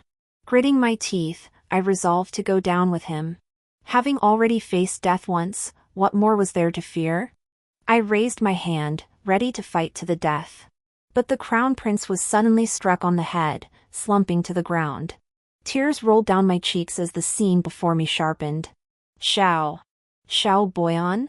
He removed his outer robe, wrapped it around me, and helped me up, his voice trembling softly, "It's me." Within the palace, there were special rooms designated for female attendants to change. His expression darkened as he dismissed the others and led me inside. "Wait here. I'll summon your maidservant to bring you clothes." "Xiao Boyan." I grabbed his arm in panic. "Is the crown prince? Is he all right? You hurt him. Won't they punish you?" He didn't answer. Clearly, he didn't know either. Choking back sobs, I asked him, "Why did you help me?" "Because you were in trouble." That wasn't an answer. Not at all. I grabbed his arm, staring at him, enunciating each word. "Xiao Boyan, do you like me?" His expression remained calm, but his fists clenched. Then, a faint sound emerged from his chest, "MHM." It was true. It really was. I truly didn't know whether I should be happy at that moment. "What do you like about me? Haven't you heard what people say? I'm the most vicious, cruel woman in the world." "I've heard it. I'm telling you, it's all true. I really am awful. I love picking on people." He looked at me and smiled softly. "I love the way you pick on people." I was stunned and quickly retorted, "You're Perverted. This is twisted love. You like it because I haven't picked on you. Then come pick on me. You're sick. Sick. Sick. He laughed. Call it a sickness, then. Then, suddenly, he asked, why did you gather information on so many men the other day, and invite them to meet at the tea house? Were you choosing a husband for yourself? Of course not. I hurried to explain. I wanted to find capable, ambitious young men to persuade them to defend Yanmen Pass. He paused, taken aback. Defend Yanmen? That's the imperial court's concern. What business is it of yours? Yanmen is the gateway to the capital. If it falls, our home and nation will cease to exist. Every commoner bears responsibility for the rise and fall of the realm. I cannot stand idly by. After a moment's silence, he said, it seems this matter is very important to you. Of course. This is my home. After speaking, I regretted it. Why did I tell him all this? He only harbors hatred for this place. Xiao Boyan smiled, saying nothing more, only, go inside. Then he closed the door. About the time it takes to drink a cup of tea, Xiaobi and grandmother both hurried over, followed shortly by the empress. Given the gravity of the matter, they avoided alerting too many people. This incident was handled in secret. The crown prince, having committed misconduct, was confined to the eastern palace for reflection. Though Xiao Boyan had saved me, his act of insubordination, injuring the crown prince, earned him 20 strokes of the cane. Once able to walk, he must leave the capital, never to return. The day after I returned to the mansion, Xiao Ze regained consciousness. Though confined to the eastern palace, he sent word. His words were earnest and heartfelt, the letter brimming with remorse. He admitted his fault from yesterday, begging for my forgiveness. He also wrote that though his actions were rash, his words were sincere. I stopped reading and set the letter ablaze. Even without the injustices I endured in my past life, his behavior yesterday was unforgivable. Half a month after this incident, Xiao Boyan left the capital. The emperor, weary of him, ordered him to return swiftly to his Miao homeland. On the morning of his departure, I secretly went to the south gate to see him off. But I did not see him. I asked the guarding soldiers, and only then was I told that the 9th prince, Xiao Boyan, had departed through the north gate. Why the north gate? Isn't the south gate the exit for the Miao homeland? The Miao homeland? The soldier scratched his head. Wasn't he supposed to go through Yanmen? I froze for a moment, then sprinted toward the north gate. Running until my lungs felt like they would burst, I finally caught up with the cavalry just as they were exiting the city. Xiao Boyan rode at the front, leading his retinue. I dashed forward, pushing through the crowd, and grabbed his horse. Xiao Boyan. He startled. Why are you here? They said you were going to Yanmen? He tightened his grip on the reins. Yes. Weren't you supposed to return to Miaojiang? Did they force you? No. I requested the emperor myself to let me garrison Yanmen. Why? His hand clenched the reins as he looked down at me, his eyes softening. Taking a deep breath, he said, because there's still someone here worth protecting. For that person, I'm willing to return to Yanmen. I froze, speechless for a long time. Jiang Wu, you must take care of yourself. Live safely, happily, and joyfully. He no longer looked at me, tightened the reins, and spurred his horse away. Xiao Boyan. I chased his shrinking figure through the dust, shouting, write to me when you arrive. Don't forget me. No reply came. Yellow sand swirled through the sky until he vanished from sight. Back home, grandmother was furious. Aw Wu. Why did you see off that traitor? Do you realize how much suspicion this will bring upon the Jiang family? I listened silently to her scolding until she grew tired, then knelt and kowtowed. Grandmother, I know I was wrong. Please punish me. Here we go again. What punishment could I possibly give you? Tears fell from her eyes as she stepped down and embraced me. Oh, you are the Jiang family's only heir. How else could I show you my love? Whether I scold you or admonish you, it's all for your future. Why won't you listen to your grandmother? I nestled into her embrace and murmured, I know, grandmother. I know everything. If you know, then listen to your grandmother. Let her arrange everything. Wouldn't it be better for you to live a peaceful life? Yes. I nodded and hugged my grandmother. I resolved to obey grandmother obediently, never anger her again, and accept her arrangements. After that day, grandmother began arranging my marriage once more. I didn't know where she'd encountered Lin Jingyu, but upon learning he was returning home to marry the little mute, she immediately confronted me. I knelt before her with a thud. If I knelt fast enough, she wouldn't have time to get angry. Please don't trouble Lin Jingyu, grandmother. He has someone he loves. Let's find someone else. This time, she only sighed for a long while before letting me off. After much deliberation, she decided to select another suitable young man from another family. Just then, I unexpectedly received a letter from the north. The signature on the envelope read, Wu Xiaojiang. In an instant, I understood, Xiao Boyan had used a pseudonym to avoid the letter being intercepted. I opened the envelope, and several unfamiliar flowers and herbs, still fragrant, spilled out. In the letter, Xiao Boyan described in detail what the Yen Gate was like, what its people ate, wore, and enjoyed doing in their daily lives. At the end, he wished me luck in finding a good husband, promising to send him a jar of wine when I married. I never imagined he'd actually write. Clutching the paper, I cried for a long time before rushing to reply, urging him to write often. I then had someone sneak the letter out. He received it. Later, he truly began writing regularly. He wrote to me about everything, what he ate each day, what he saw, every little detail. In the quiet, monotonous capital, he gave me something to look forward to, something to care about. This peaceful life was shattered in the 10th month. Because the barbarians launched a surprise attack on Yanmen. I didn't know the specifics of the battle, only that overnight, countless lives were lost. And the emperor decided to abandon Yanmen, relocating the capital southward. This meant Yanmen would henceforth face an inescapable predicament, enemy forces ahead and no reinforcements behind. I raced home like a madwoman, desperate to ask father if it was true. Upon arriving, everyone was already packing. Grandmother grabbed me and scolded, Jiao Jiao. You've nearly killed your grandmother with worry.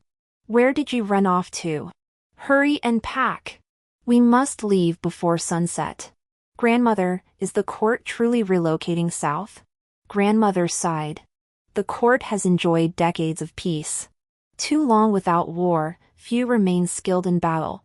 Confidence is low. The southern terrain, with its winding rivers and rugged mountains, is easy to defend but hard to attack. To save as many lives as possible, relocating the capital south is our only option now. I panicked. What about Yanmen? What about the people of Yanmen? What will happen to them?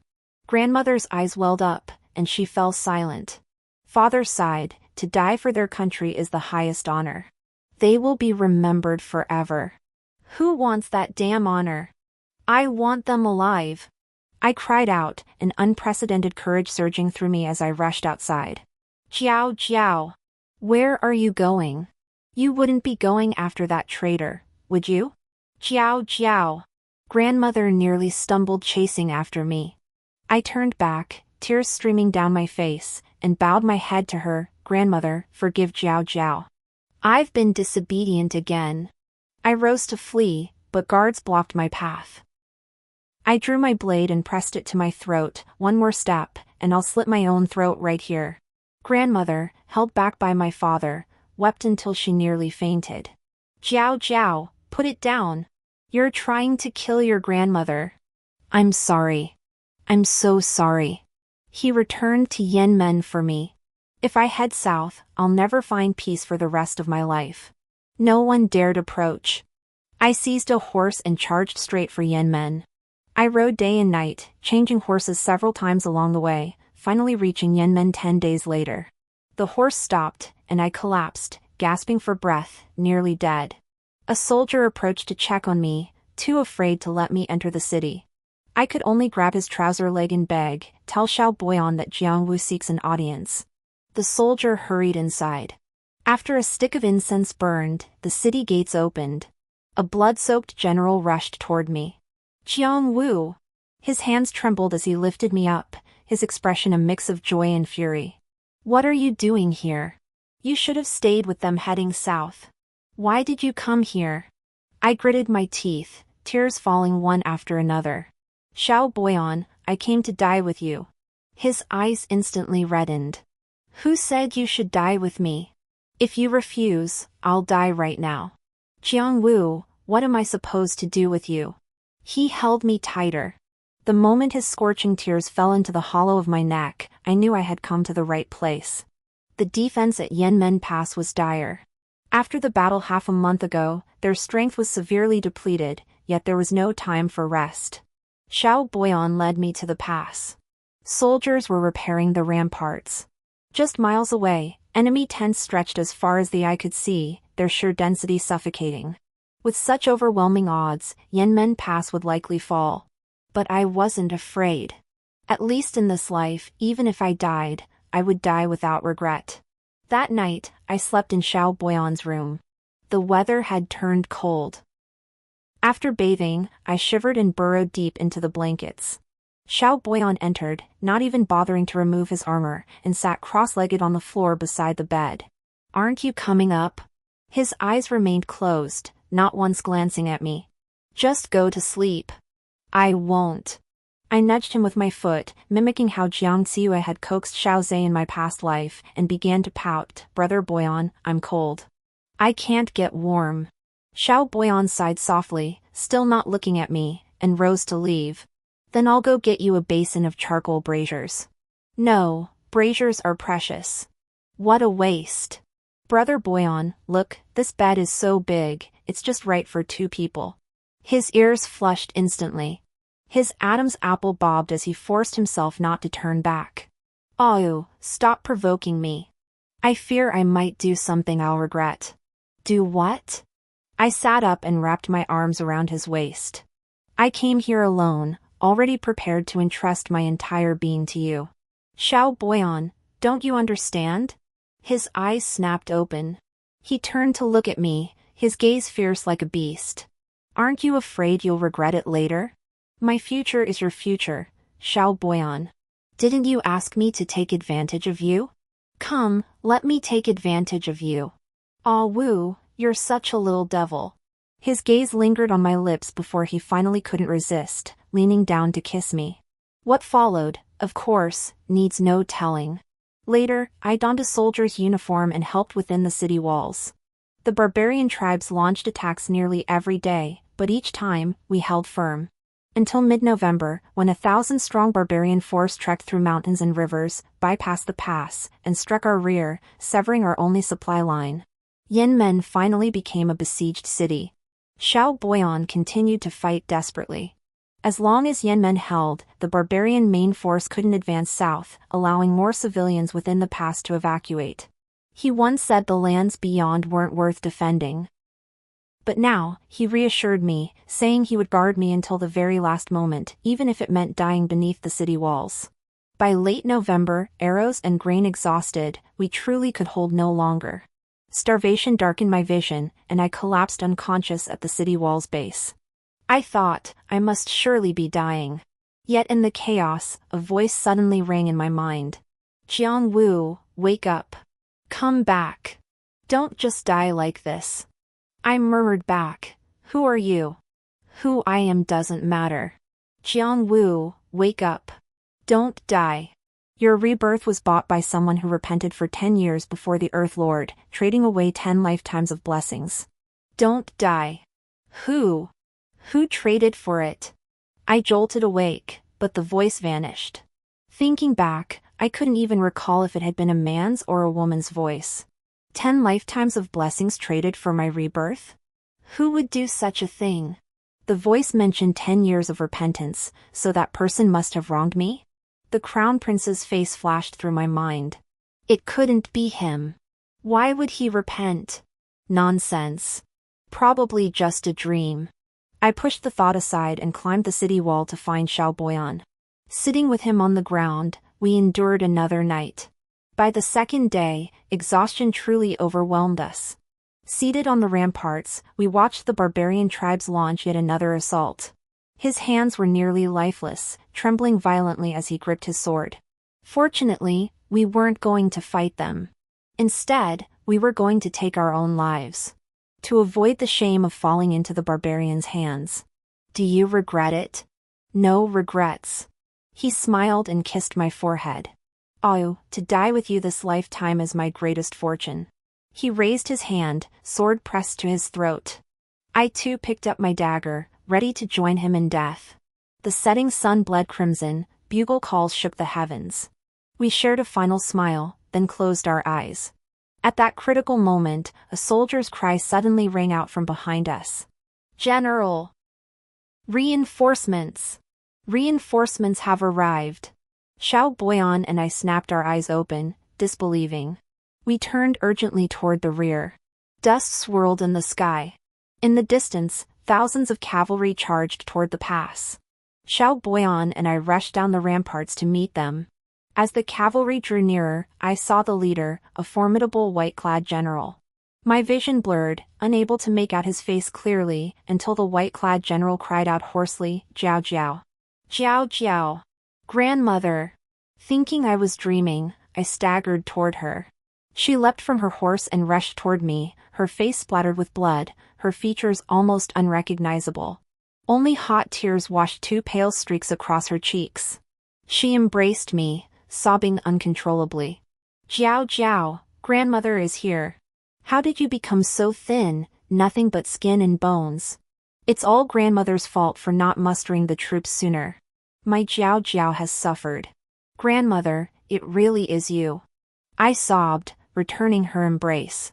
"Grandmother, why did you come? You're old and frail, how could you endure such hardship?" "I may be old, but have you forgotten who I am?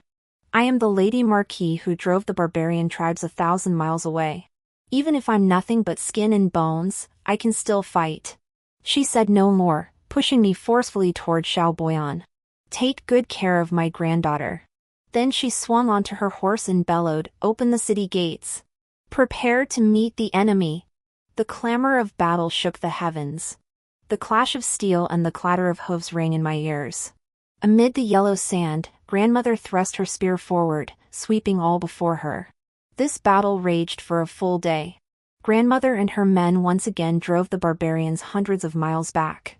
I heard that among the enemy ranks were veteran soldiers who, upon seeing grandmother, could scarcely believe she was the legendary female general. Mistaking her for a divine apparition, they dropped their weapons and fled in terror. Over 30 years ago, the female general's furious slaughter of the barbarians became the stuff of myth. And today, that myth descended once more upon Yanmen Pass. Yanmen was saved. The capital was saved. After this battle, the displaced citizens gradually returned to the capital, and naturally, the imperial court relocated back as well. Yet remnants of the barbarian tribes remained, so Xiao Boyan could not leave. Henceforth, he would remain at Yanmen to guard it forever. Grandmother, exhausted from the prolonged battle and suffering a relapse of her old injuries, could not leave either. With my insistence on staying at Yanmen to be with Xiao Boyan, she truly had no choice but to remain. She had fiercely opposed our union at first. But then Xiao Boyan knelt at her door for 3 days, pleading for her to grant me to him. Only then did grandmother's heart soften, and her opposition ceased. Later, seeing how genuinely kind Xiao Boyan was to me, she finally felt at ease. She resolved to personally oversee our wedding arrangements. As for herself, she declared she would not return to the capital. She said her husband was buried at Yanmen Pass, and when her time came, she wished to be laid to rest there as well. Before the spring festival, the emperor issued an imperial edict commending Xiao Boyan. No longer a criminal, he was in theft as the Prince of Yan, granted a fiefdom of 5,000 households. Before marrying him, I had prepared myself to be a criminal's wife. Instead, I became a princess consort. Not long after the edict was issued, my father arrived at Yanmen with Xiaobi. I couldn't tell what had happened, but my father's hair had turned white, and he looked utterly disgraced. Upon asking, I learned that my stepsister, Jiang Xiue, fearing she couldn't marry well, had secretly seduced the crown prince of the Prince of Xian and climbed into his bed. Now, she's been taken into the prince's household, not even as a secondary consort. The prince's wife is tyrannical. Not only does she oppress Xiao Ze every other day, but she also frequently visits the Jiang residence to harass my father, demanding he take Xiao Ze back. Unable to endure it, my father fled to Yanmen seeking peace and quiet. I couldn't help but sigh. Xiao Ze hadn't changed a bit. In my previous life, she had climbed into Xiao Ze's bed and become a favored secondary consort. This time around, her luck hadn't been so favorable. I married in the spring. That day, I received several cartloads of fine wine. Xiao Ze had sent them personally. Knowing I didn't wish to see him, he didn't enter the house. Instead, he spent the night drinking alone in a small tower within the city. The next day, without saying goodbye, he spurred his horse back to the capital. In the second year after our marriage, I became pregnant. By then, grandmother's health had deteriorated further, and she was confined to bed for long stretches. Sensing her time was short, she began sewing baby clothes the very day she learned of my pregnancy. Not knowing whether it was a boy or a girl, she sewed for both, working day and night until the room was piled high. No amount of persuasion could stop her. That spring, grandmother's life burned out. She did not live to see her great-grandchild born. I wept as I tried to feed her water, but not a single drop would go down. Grandmother, I beg you, please get better. You haven't held your great-grandchild yet. My tears fell onto her face. She clutched the needle and thread tightly in her hand, her lips moved, and a faint voice emerged. Jiao Jiao, Grandma can't sew the doll's clothes anymore. You must sew them yourself. You still have a lifetime ahead. She then looked at Xiao Boyan, Prince Yan, take good care of her. I will always watch over you from beyond. Xiao Boyan's eyes turned red. He knelt down, clasped her hand, and said, Rest assured, Grandmother. I will protect her. I will never let her suffer the slightest injustice. Grandmother smiled. Then she looked at me, Jiao Jiao, don't cry. It breaks Grandmother's heart. Don't cry. Grandmother is very happy. Her withered hand brushed my cheek as a single tear fell from the corner of her eye. Her voice seemed to fall into an abyss, growing fainter and fainter. Yet the moment I caught it clearly, it struck like thunder from a clear sky. Jiao Jiao, Grandmother must go now. In the last life, I failed to protect you, and you left before me. In this life, seeing you happy and safe is enough for me. It is enough. I froze for a moment, then frantically grabbed her hand, demanding, Grandmother, what did you say? What did you say? Grandmother! Grandmother! Her consciousness was fading. Her voice was broken and intermittent, hot tears streaming down her face. Jiao Jiao, Grandmother saw you jump from the city wall. Grandmother's heart is breaking. Jiao Jiao. You must take good care. She exhaled her final breath and fell silent. I finally understood who had been reborn in my place. But she would never wake again. Yin Men would have no more female generals, only endless spring. End of main story. Extra, the female Marquis, the old lady of the Jiang family, accomplished 2 world-renowned feats in her lifetime. The first, on her wedding day to the crown prince of the Guohong Palace, she tore her bridal gown and leaped into the river to flee the marriage. The second was marrying a general, then, after his death in battle, taking command of 100,000 troops and driving the barbarian tribes 1,000 miles away.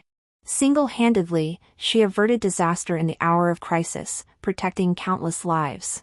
After that, she averted disasters, quelled unrest, and earned glorious military achievements. At 30, she was ennobled as an unprecedented female marquise, granted the imperial dragon-headed staff, a symbol of authority to admonish the emperor and discipline ministers. Having attained everything life could offer, she desired nothing more. For the remainder of her days, her sole purpose became safeguarding what the general had entrusted to her, the Jiang family. Lady Jiang's reputation throughout her life was formidable, and her own nature was as unyielding as iron. The word gentleness had no place in her life after the general's death. Not even her own son had ever known her tenderness. Until her little granddaughter was born. This child lost her mother at birth, leaving Lady Jiang no choice but to keep her close and raise her herself. Perhaps age had softened her heart. Holding the baby, she felt moved. The little bundle, as soft as a pink dumpling, smiled from the moment she was born. Lady Jiang could never get enough of looking at her. Day by day, the child grew. She learned to walk, to talk, and became mischievous, always causing trouble. Lady Jiang couldn't bear to scold her, but if she didn't, she feared the child would grow up spoiled. So, she would close her eyes and strike the child's palm with a ruler. After each punishment, her heart ached terribly. Unwilling to show it, she would retreat to her room and strike her own palm fiercely in return.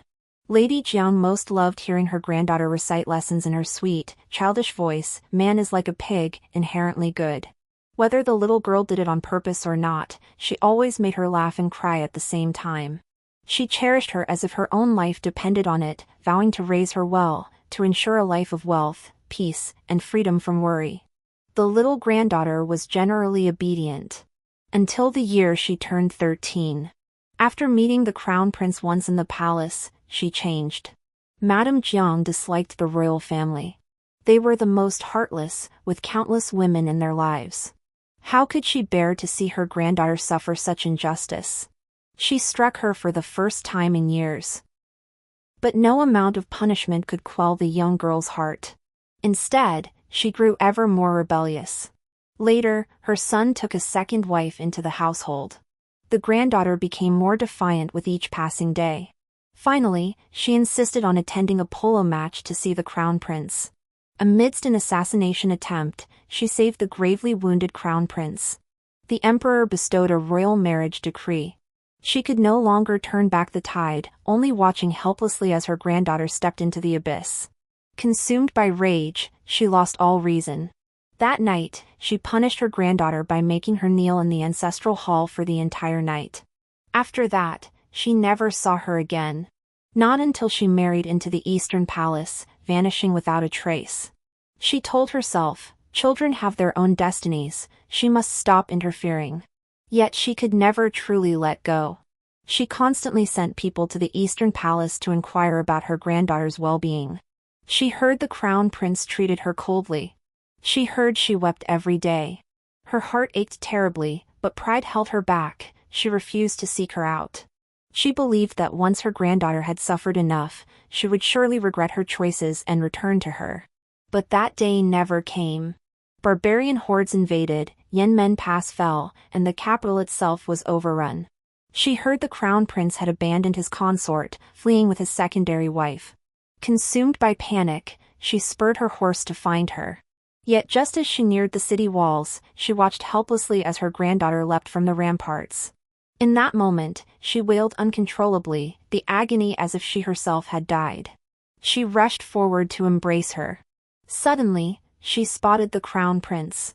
Whether out of regret or some other reason, he had returned. She hurled insults at him, calling him a coward. Didn't you abandon her to save your own life? Why did you come back? The crown prince collapsed to the ground, weeping. I never meant to abandon her.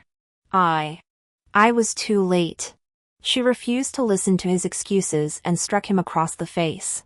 The crown prince lay prostrate on the ground, unable to rise for a long time until palace attendants found him and helped him flee. When the imperial court relocated south, Lady Jiang accompanied them. Later, when the crown prince ascended the throne, she could not learn of the emperor's whereabouts. She only knew that her step-granddaughter, the crown prince's secondary consort, had died mysteriously in the cold palace. 2 years after that, Lady Jiang passed away in deep sorrow. After her death, the ghostly attendants brought her before the earth god. They said that in life she had accumulated immeasurable merit, and in death she could be ranked among the immortals, becoming an earth immortal who protects a region. She refused. Kneeling before the Earth Lord, she confessed she possessed no merits, but had instead committed a grave, heartless act.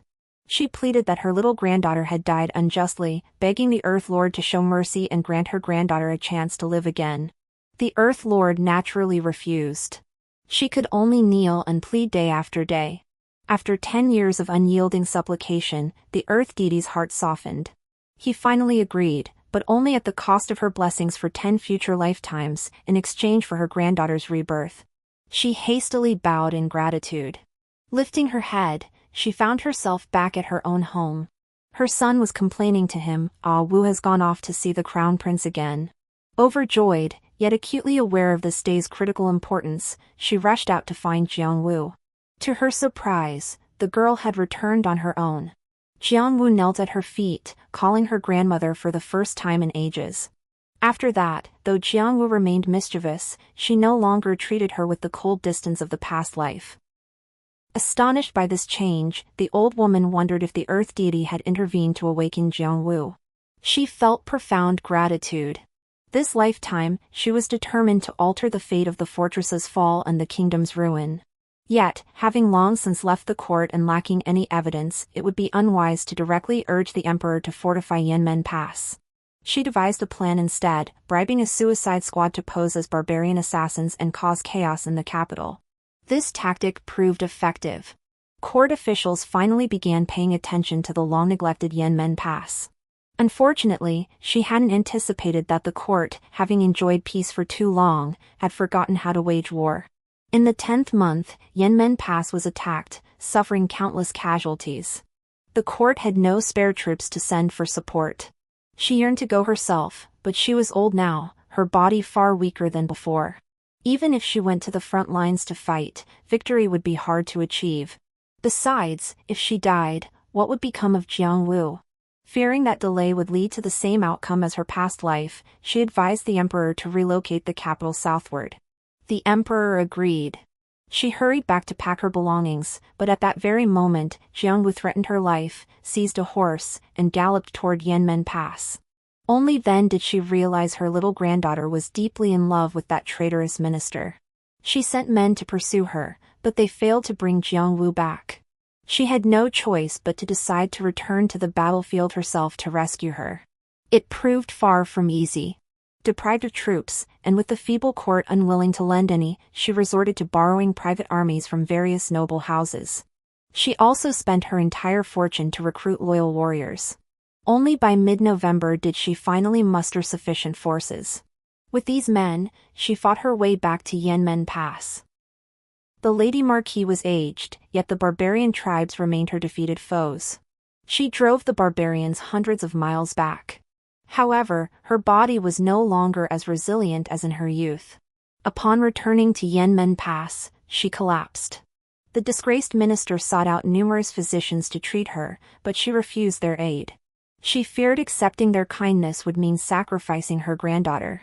She knew Jiang Wu loved Xiao Boyan, but she refused to consent. Xiao Boyan was a man bearing guilt, his future uncertain. How could she bear to see her granddaughter suffer? Only later, as she spent days with them, witnessing firsthand how tenderly Xiao Boyan treated Jiang Wu, how he indulged her, did her heart gradually soften. Days passed, and Xiao Boyan knelt outside her door for 3 more days. Only then did she seize the opportunity to agree to the match. She passed away in spring. After her death, the ghostly attendants came to escort her away. She asked if she would be sent somewhere to suffer. The spirit attendant chuckled, "You are a marquise who saved lives. To suffer after death would be an injustice of heaven." She was stunned. The attendant continued, "Depriving you of 10 lifetimes of blessings was the Earth Lord deceiving you. That position of Earth Immortal has always been reserved for you. Old lady, where would you like to become an Earth Immortal?"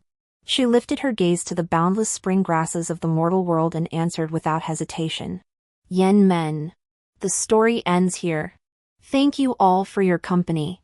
See you in the next chapter.